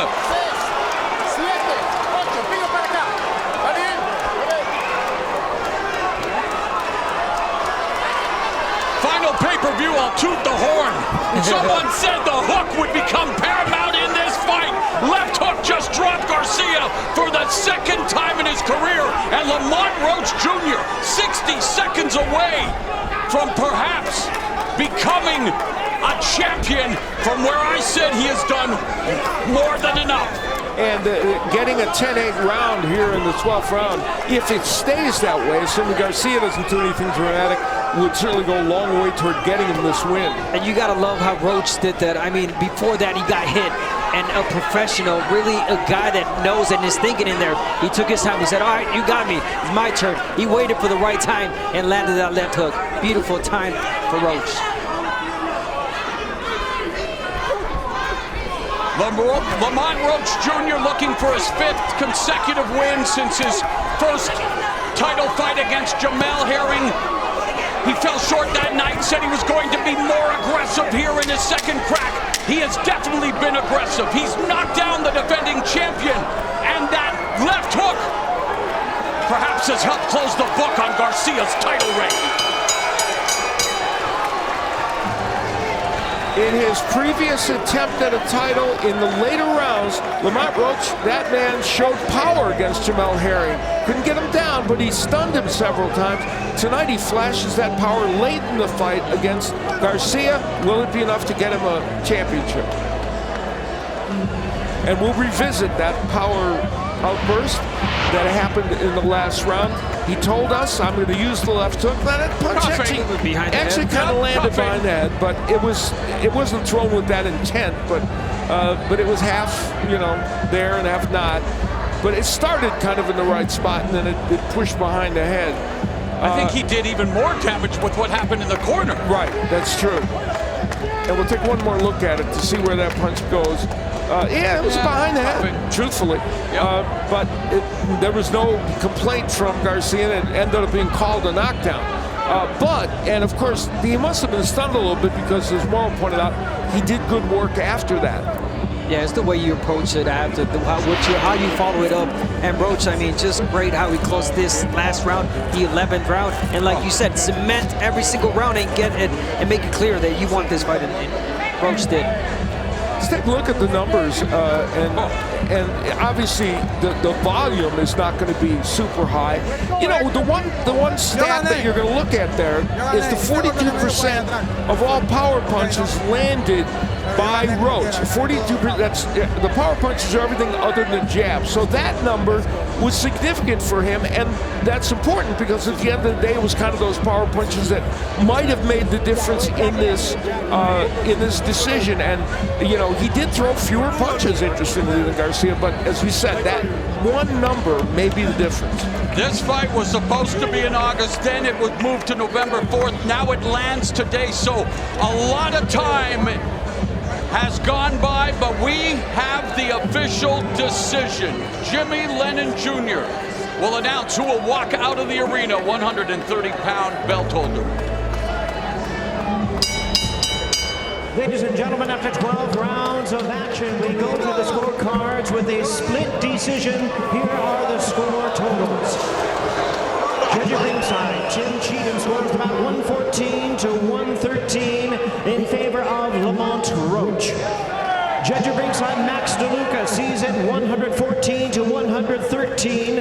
favor of Hector Luis Garcia.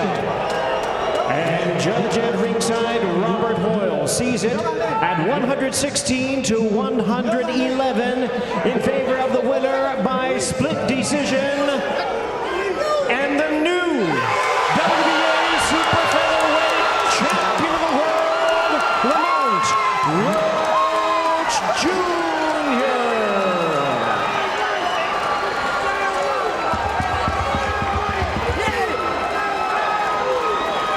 Lamont Roach Jr. told us, and I quote, "My life is boxing.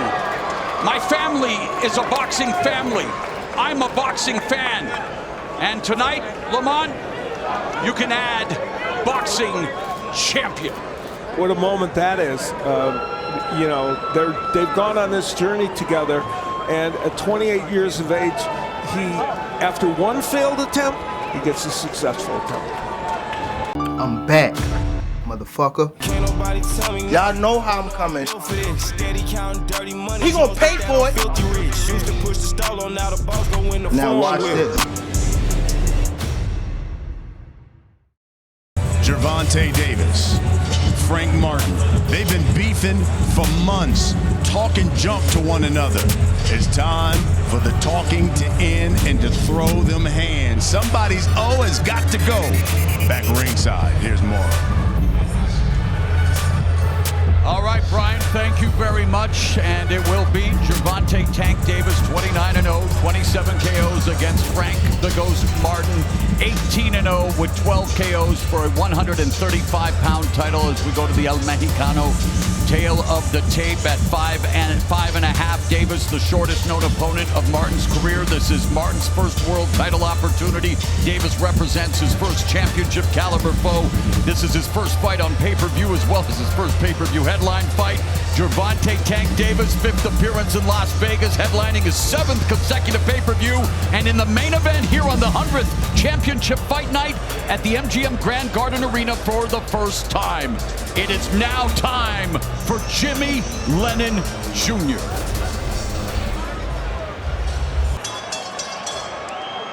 Ladies and gentlemen, we welcome you to the MGM Grand Garden Arena here in Las Vegas, Nevada, as Premier Boxing Champions presents the featured bout of the evening, brought to you by GTD Promotions, TGB Promotions, in association with Man Down Promotions, and sponsored by DraftKings Sportsbook. The crown is yours. El Mexicano brand products, bringing authentic sabor to your table. Somos El Mexicano. And by The Boys, new episodes weekly on Prime Video, and brought to you by the MGM Grand Garden Arena, celebrating 100 championship nights of boxing.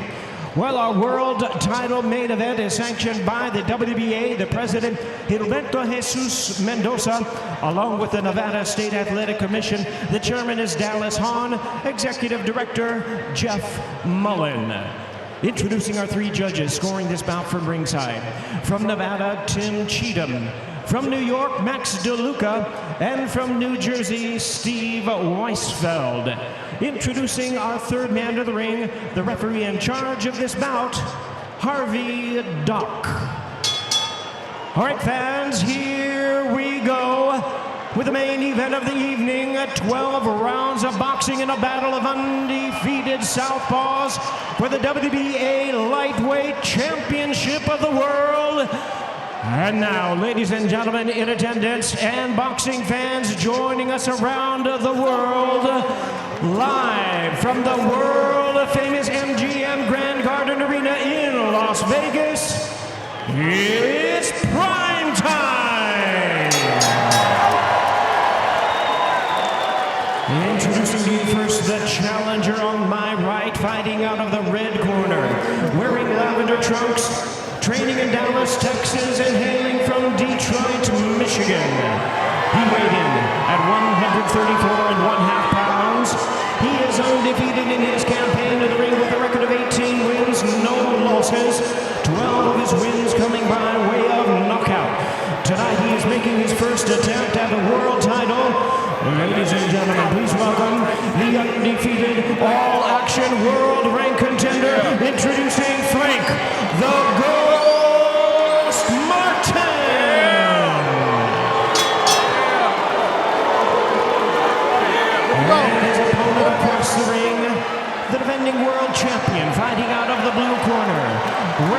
trunks with multicolored trim, hailing from Baltimore, Maryland.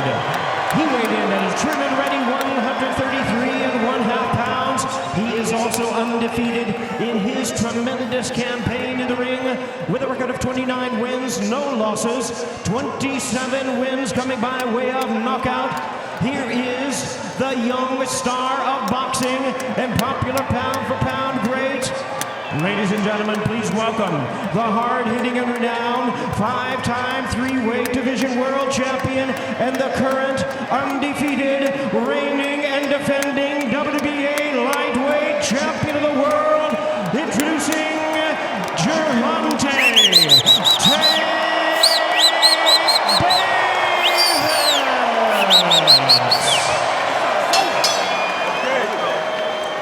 Once again, a referee in charge, Harvey Duck, now to give instructions. Okay, boxers, you received your instructions earlier. As a reminder, obey my commands at all times. Protect yourself at all times. Touch him up. Good luck. Harvey Duck will be the referee for our main event, scheduled for 12 rounds for Gervonta Davis's 135-pound belt. It's a battle of undefeated fighters as Davis returns after a career-long 14-month layoff. He says he returns a changed man, more focused on his family, more focused on his career, and now focused on Frank the Ghost Martin. The bell in round one, and Davis having a little fun with the Ghost nickname, a part of the Ghostbusters theme. His team has t-shirts with "Who You Gonna Call?" Well, Martin says he's going to spook the entire division and put it on notice by recording the upset here tonight. Yeah, and if you're Martin, you definitely want to start putting those rounds together early on. We know that Davis is a slow starter, but then we've been talking about, Morrow, you and I, that perhaps for this fight in particular, Davis not might a slow start. It's deliberate start. It's strategic patience. And for Frank Martin, of course, here's a guy who has some of the best footwork you will ever see, Joe, who's good at using the jab, the counter. It's an amazing athlete, was an all-state wrestler, a football player, came to the sport of boxing relatively late, but had a standout career and now working under the tutelage of Deric James. He is primed here tonight. I'm a big fan of Frank Martin's as well as, Tank Davis, who isn't. But Frank Martin is an exceptional athlete, and he could pose a lot of problems tonight. You want to stick and move with those combinations, known for great counter punching as well. And for Davis, of course, it's all about low output, high accuracy, and just a savant when it comes to processing information and in watching tape. We talk about how he's able to exploit repetitive processes by his opponents. We saw what he did in what he called the best knockout of his career, as he took advantage of Leo Santa Cruz going to the well once too often with the right hand and eating a left uppercut for the 2020 knockout of the year. But here, very much typical of a Gervonta Tank Davis fight. On his back foot, just seeing what Martin has to offer. Martin trying to establish the jab, and again, both of them are southpaws. Absolutely. And Martin's a really good one, just like Tank. And so far, he's the only one who's been landing so far with jabs. There's a jab from Tank. But Martin's been landing the left hand to the body and a straight left hand. He's ahead in this round so far. Martin averages about 48 punches a round. Under a minute left here in the first. High guard of Tank Davis. Very smart pressure. Yeah, both fighters really alert right now. Hands below, and then explosive. The way that he's able to pull that trigger. His punch delivery system, second to none, but Martin putting the pressure on Davis, sticking out that lead hand. I saw how nice Martin got out of that corner when he got trapped in the corner by Tank. Footwork is amazing. He got under and around and ended up picking Tank up on his shoulders. There's the 1-2 from the southpaw, trying to split the high guard of Tank Davis. Under 20 seconds left in the opening round. Nice, beautiful triple jab right there by Martin. Continue to circle him, and with Martin, you just don't know when he's going to throw, especially that left hand. He's so quick with it. Got a good body shot by Frank Martin, so as expected, Martin taking the round and landing 11 punches compared to 3 for Davis, and we've seen Davis behind on the scorecards many fights, but the great equalizer. Take your time with it. Take your time with it. Don't rush it. Listen, make sure you always got that side on. Make sure you always on the side. Don't rough right in the middle, right? What do you do? Listen, we ain't gonna come 5 step, 5 step, 5 step, 5 step. What do you do? You keep when you like this, you break it down, and get your high up with it. What do you do? Take your deep breath. How you feeling? You don't call me eventually, right? But that's what defense comes into play, or C comes into play. All right, here we go.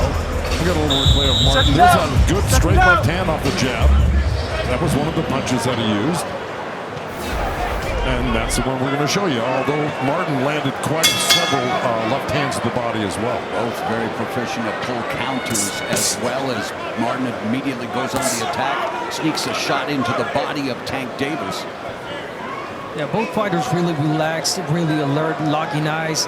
I mean, just both of them waiting for one or the other to make a mistake, really.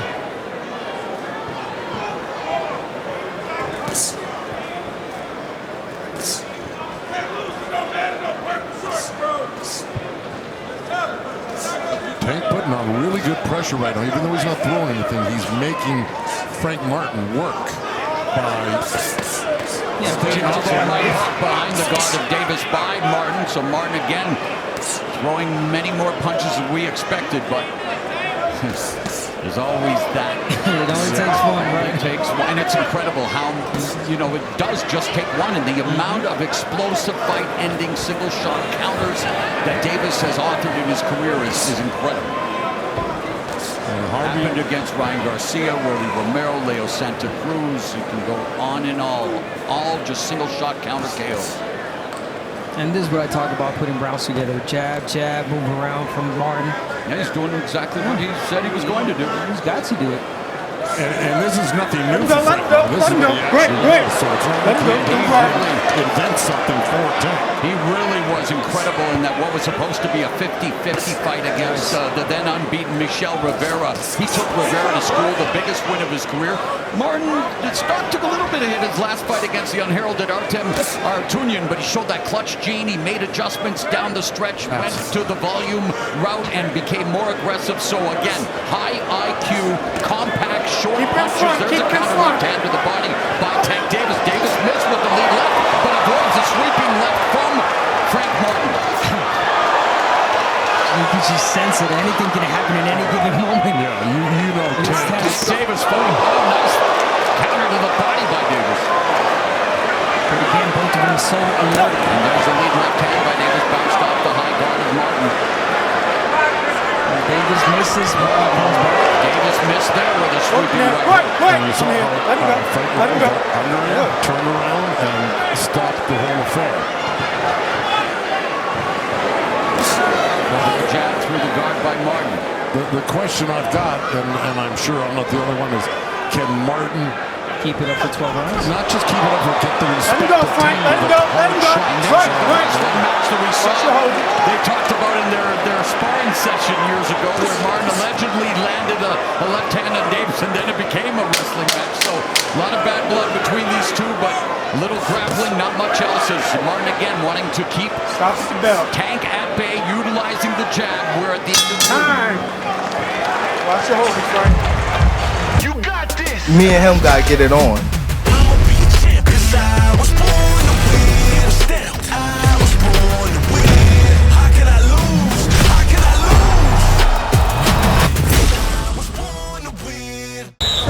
So after 2 rounds for Gervonta Davis coming off the 14-month layoff, saw some timing issues with some of the punches and stuff. But again, with the Tank Davis fight, you look at the stats, you look at everything. You can't say it's Russ, especially because again the strategic patience. But Frank Martin, meanwhile, wants to continue doing this punching combination, utilize the jab, stick and move, utilize that fast footwork, and there it is. Martin with a little bit of an edge, throwing a lot more jabs, but not landing at the same rate of Tank Davis. I like what they told Davis there. Keep working, keep pushing him. And when he does that, what he wants to do and create is an opening. He wants Martin to make a mistake to open up and land a big shot. Well, that's the whole thing, right? You go into a Tank Davis fight, the key is, well, you got to open up eventually, try to beat him, but that's exactly what he wants you to do. He wants you to open up so he can counter you. And I think as well that he wants to tire out Frank Martin by keeping him on guard all the time. You wonder if that'll happen with an athlete like Frank Martin. With Tank on your tail. Yeah, but again, he's never faced an athlete like Frank Martin. No, I agree, but there's a lot of mental strength. And a guy who's really ready mentally and otherwise. I get what you're saying, but same here. It's only round number 3. Yeah, exactly, but there's a nice left hand from Davis, lead left hand. Davis is not going to stop with the pressure. I guarantee he's not going to back up to it. He's going to keep this pressure up on that. Beginning to put pressure on here in the 3rd round, even more so. And there's a 1-2 from the southpaw. And he actually heard him say that he didn't feel Martin had power in the corner after the last round. Of course, Martin with 12 out of 18 wins via knockout, but just not known for the fight-altering power that Tank Davis possesses. Pound for pound, one of the heaviest hitters in the sport. And he has Martin out in the corner. He does. And there's a dip, and there's a cover up. Jab to the bottom by Davis. 2 over the top by Martin. I think Martin would be better served staying in the center of the ring and out of the corners. Yeah, but even then when he was in the corner, that was a great reaction. Punch from Martin right there. I agree, but that can only last so long. You don't want to keep tempting fate with Tank Davis.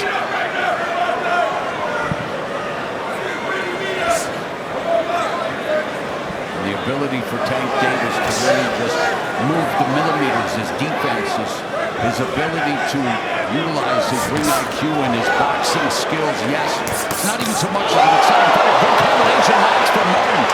It's exciting finishes, but Martin doing what he needs to do here, making life rough for Gervonta Davis. Extremely so, yes. Don't push off. We knew he was capable of this, and so far he's got him winning the first 3 rounds.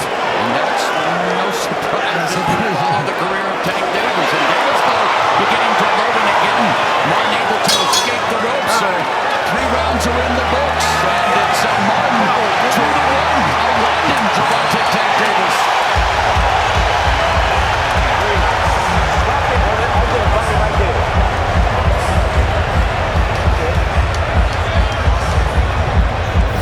This is a perfect example of Gervonta Davis trying to create an opening. The feint right there.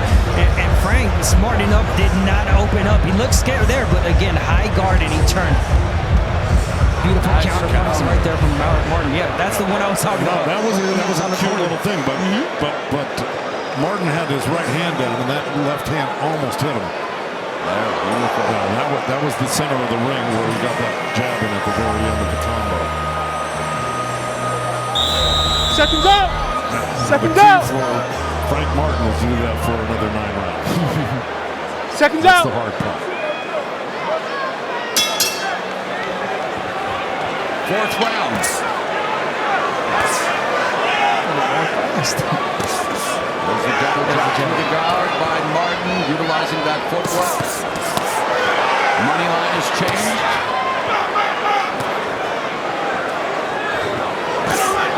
Good escape by Martin. Walking there. Let him go, Frank. Martin's doing all the right stuff. Yes, yes, he is. Let him go. Let him go, Frank. Let him go. Work. Of course, you got Martin leading, taking those rounds, and again, like you said, Joe, he's doing all the right things. Volume, 1, 2, 3, back to the jab, moving to the side, not giving Davis any moment to get on Davis.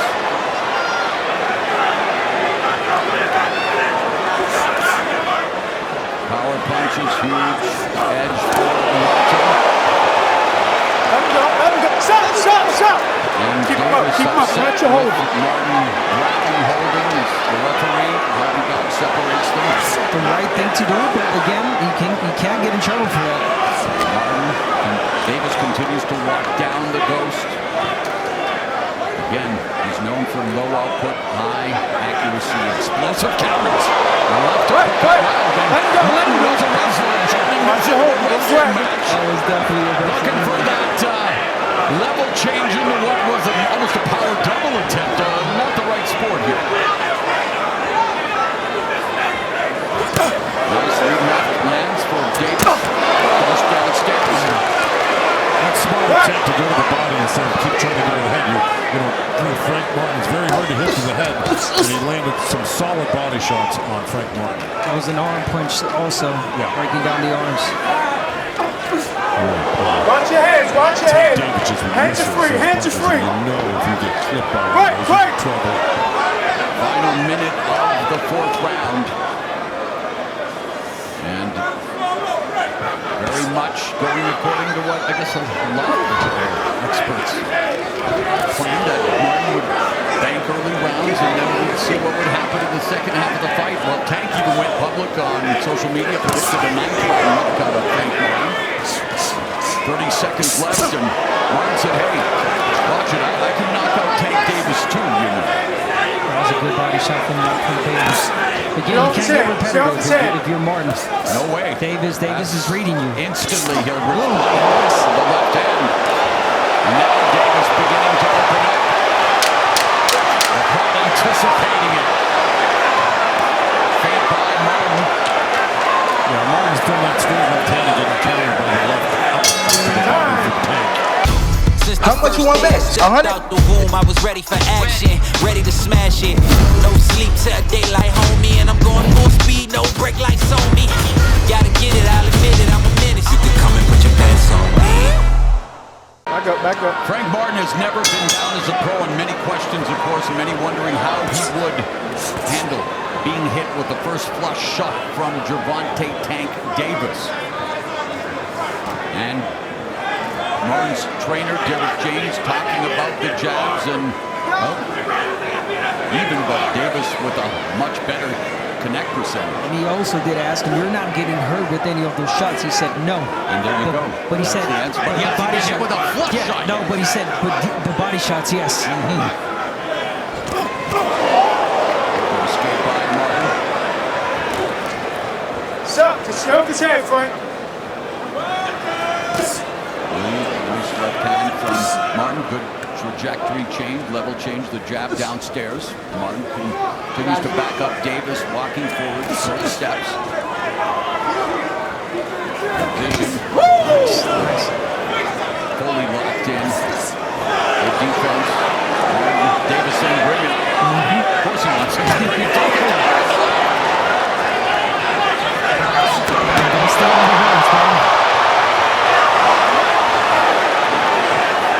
Frank Martin pulling some real magic tricks out of the corner there.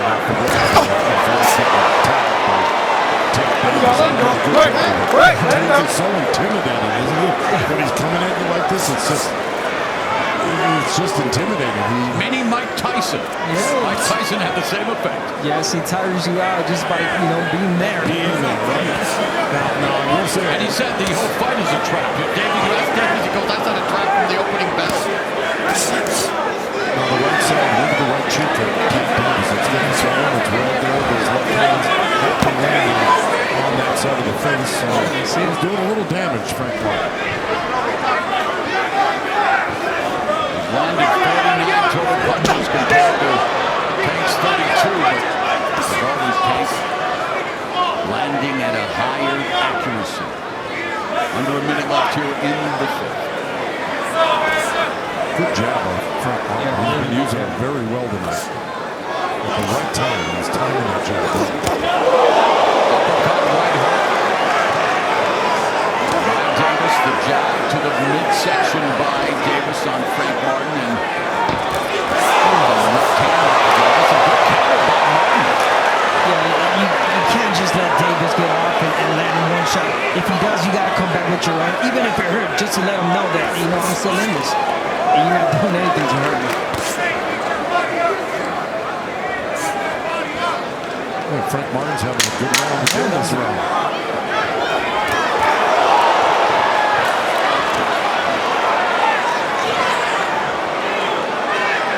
Time! We're good.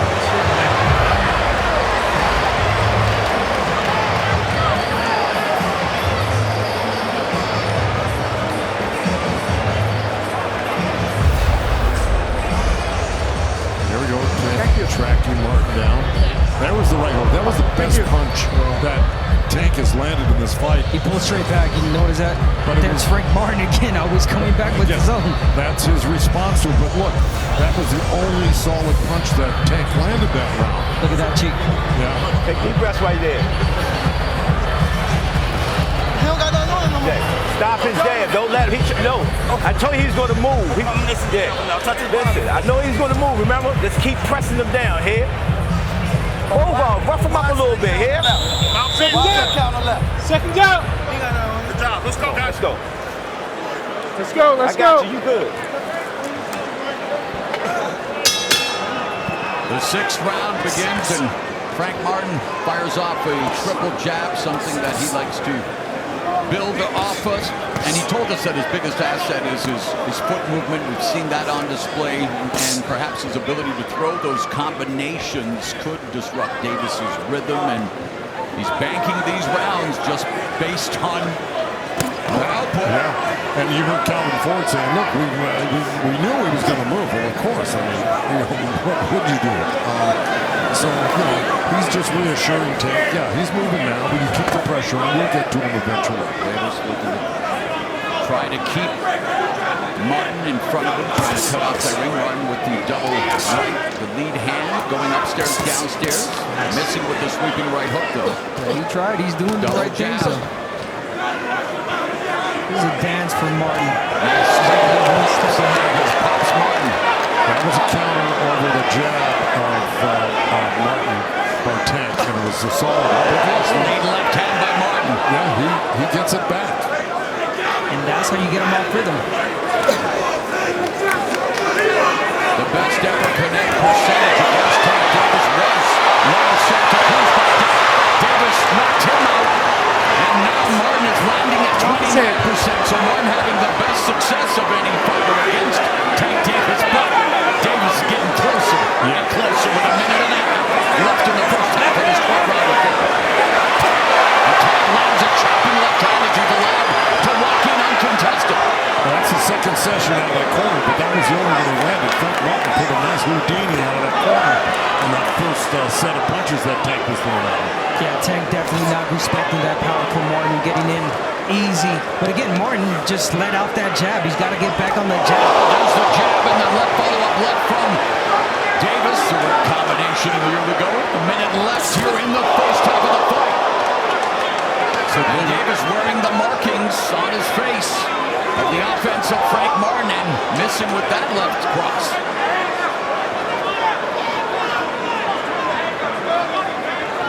Davis told us his favorite and best knockout was the 2020 knockout of the year against Leo Santa Cruz, who he and Esau Cruz were the two fighters that really tried to pressure Tank in the early going, to try to really bring it to him. And again, Martin is doing what Martin set out to do. And with 20 seconds left now here in the first half of the fight, you got to believe that based on what we've seen, Martin's got to be ahead on the scorecard just based on the output, right, guys? I wouldn't not disagree with that, although Tank is having his best rounds. This is where Tank Davis is going to start to pick it up. We're heading into the second half of the fight. One of the most exciting, if not the most exciting fighter in all of boxing. His record undefeated, 30 victories, 28 by knockout. Please help me welcome Tank Davis. How much you want bet? Just call it out. 100?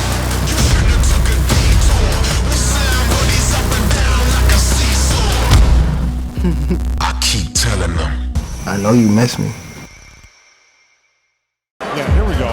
Here's Tank. There, a little slip and a little, left hand over the top. And here's Tank again. He feinted the left hand, went to the right uppercut, feinted that, and then landed the third shot, which was the left hand. And here's the jab, straight left. Now Frank Martin rolled with and notice that is every time that Martin is on that corner, he's got to get off. He can't stay there. Although he rolled with that. Yes, he did. The last one he did. Yeah. Second down. I got Second you. down. Get the bucket. You heard Calvin Ford say, we need all these rounds. So he knows they're behind. Wait. Here we go. but not by much. And we begin the second half of this championship bout, a battle of unbeatens.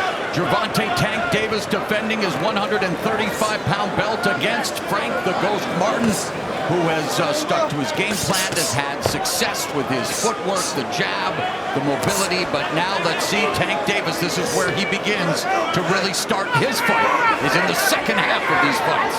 And that was great right there from Frank Martin. I know he does not want to open up. He doesn't want to give anything to Davis, but again, he has to keep him busy. There's a left hand to the body and the right by Davis. Martin just avoiding that counter, but now Martin Postol and the referee. Let him go, sir. Harvey Dunk breaking them up. Martin doing the veteran thing when Davis is entering what for him is a danger zone. Nice combo by Martin, though. Look, every time he keeps him busy with the combinations. He's doing exactly what he's supposed to. Here's the thing that Tank Davis is concentrating on. He's looking to counter the left hand with a left uppercut like that, or a straight left hand. He's looking at shots. He's looking at a double jab left from Davis. Now Davis chopping down on Martin. Martin against the ropes, trying to use the wing block with his left arm. Moves to the center of the ring again. There's the exit. Trying to create the angle. Standing in front of Davis like that. Background dangerous.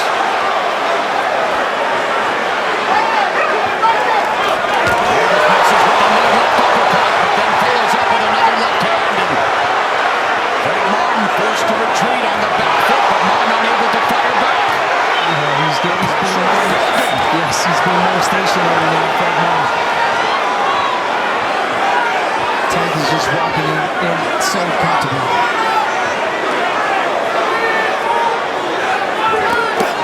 Keep up! Keep up! And Davis has definitely muted the offense of Frank Martin for the first time in this fight. Davis is throwing more punches than Frank Martin and really opening up a lead here in terms of total punches connected in this round. It's all Gervonta Tank Davis with just over 30 seconds left in the seventh. In that last session, I thought Frank Martin covered up well. Gervonta Davis. That's the counter he's been looking for. Neither fighter has ever been down as a pair. Final 15 seconds left in the seventh.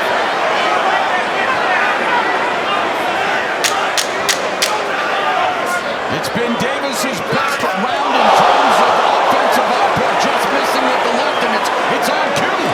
It's round 7. It begins.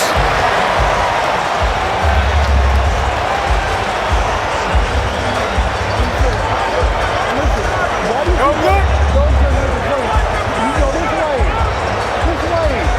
You walk it right away. You slow. Yeah. All right, here we go. There's that look. Frank missed that left hand. Tank countered with the left uppercut and then the right hook as Frank Martin was off balance. Here's that little run on the ropes right here. That one hit him a little behind the head. He had his hands up. He tried to wrap it around that one too. And I think Frank's going to complain about that. Yeah, right there. Yeah. But that's his fault for turning his head. And it's those body shots that are doing damage. That's right. That is why he's becoming more stationary now, Frank Martin. Frank's hands dropped after that. Yeah, and it opened up for that great Second left down. hand. Exactly. Second down. Both landed right there on that. So for the first time in the fight in round 7, Tank Davis threw over 30 punches, 19 of 37 with 7 body shots. Martin just 10 of 26 with 0 body shots landed. Round number 8. And the jab goes to work from Martin to the body. Yeah, he stopped throwing that. Martin still has a slight advantage in terms of total punches landed, but the gap is closing. Tank Davis double left hand. Martin's got to stay out of the corners if he wants to stay in this fight. Yeah, stay out of the corners. He needs to be a little bit more busy as he is right there. Yeah. Martin beginning to deliver those combinations of his, but nice sharp jab from Davis and another jab countered by Martin. Still rounds like that. That's right. Look, he's got room to move when he's not in the corner or on the ropes, you know, and that's the safest place for him. Is a low blow right on. And our unofficial score, Joe Goosen, has Davis closing the gap on the scorecards. 2 minutes left in the 8th.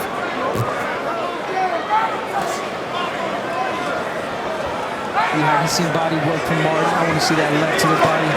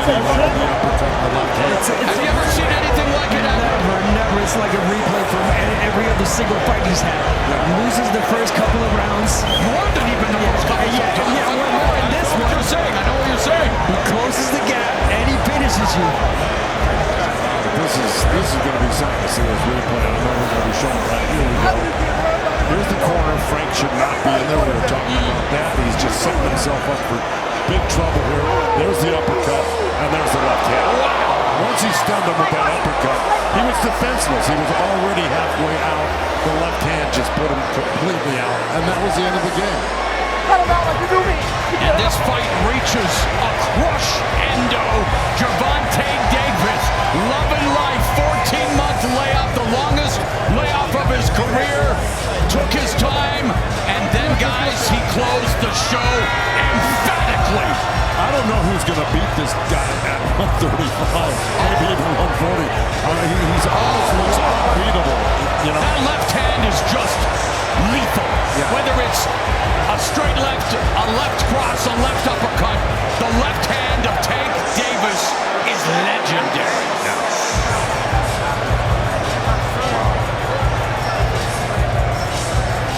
You can almost he stunned Martin with that left. Yeah, the left uppercut. Now his hands are down. Now he's defenseless. Right there. But Martin should have known better than to be on the ropes. He was doing well. Center of the Bring me ring, one more so we get this other glove off. So he kind of aided and abetted his own demise. Oh, look at that. Yikes. He sticks the landing. He sticks the KO. Gervonta Tank Davis is indeed back, and he is a bad man, improving to 30-0 with his 28th KO. Another highlight reel stoppage for Tank Davis, and for Frank Martin. Goes down to defeat for the first time after giving it all he had. But Tank Davis shaking off whatever rust there could have been in after 14 months, figured it all out, and boy, he put on the show the crowd came to see, because his show consists of 2 letters, K-O. And oh my God. Right there. Turn around.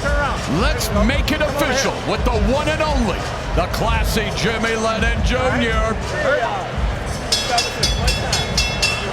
Ladies and gentlemen, we have the time of 1 minute, 29 seconds in round number 8. A referee in charge, Harvey Dock, reaches the count of 10. He is the winner by way of knockout.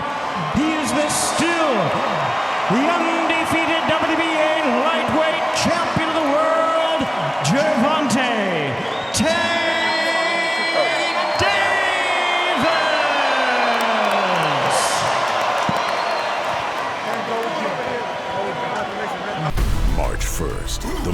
explosive man in boxing returns. Mamma mia! The legend of Gervonta Tank Davis! In his path stands fellow world champ Lamont the Reaper Roach, looking to step in and take out the Tank. Into the battleground. Ain't gonna stop me now. This is the final round. That power is deadly! We coming! It's Tank versus Roach. Tonight, live on PBC pay-per-view on Prime Video.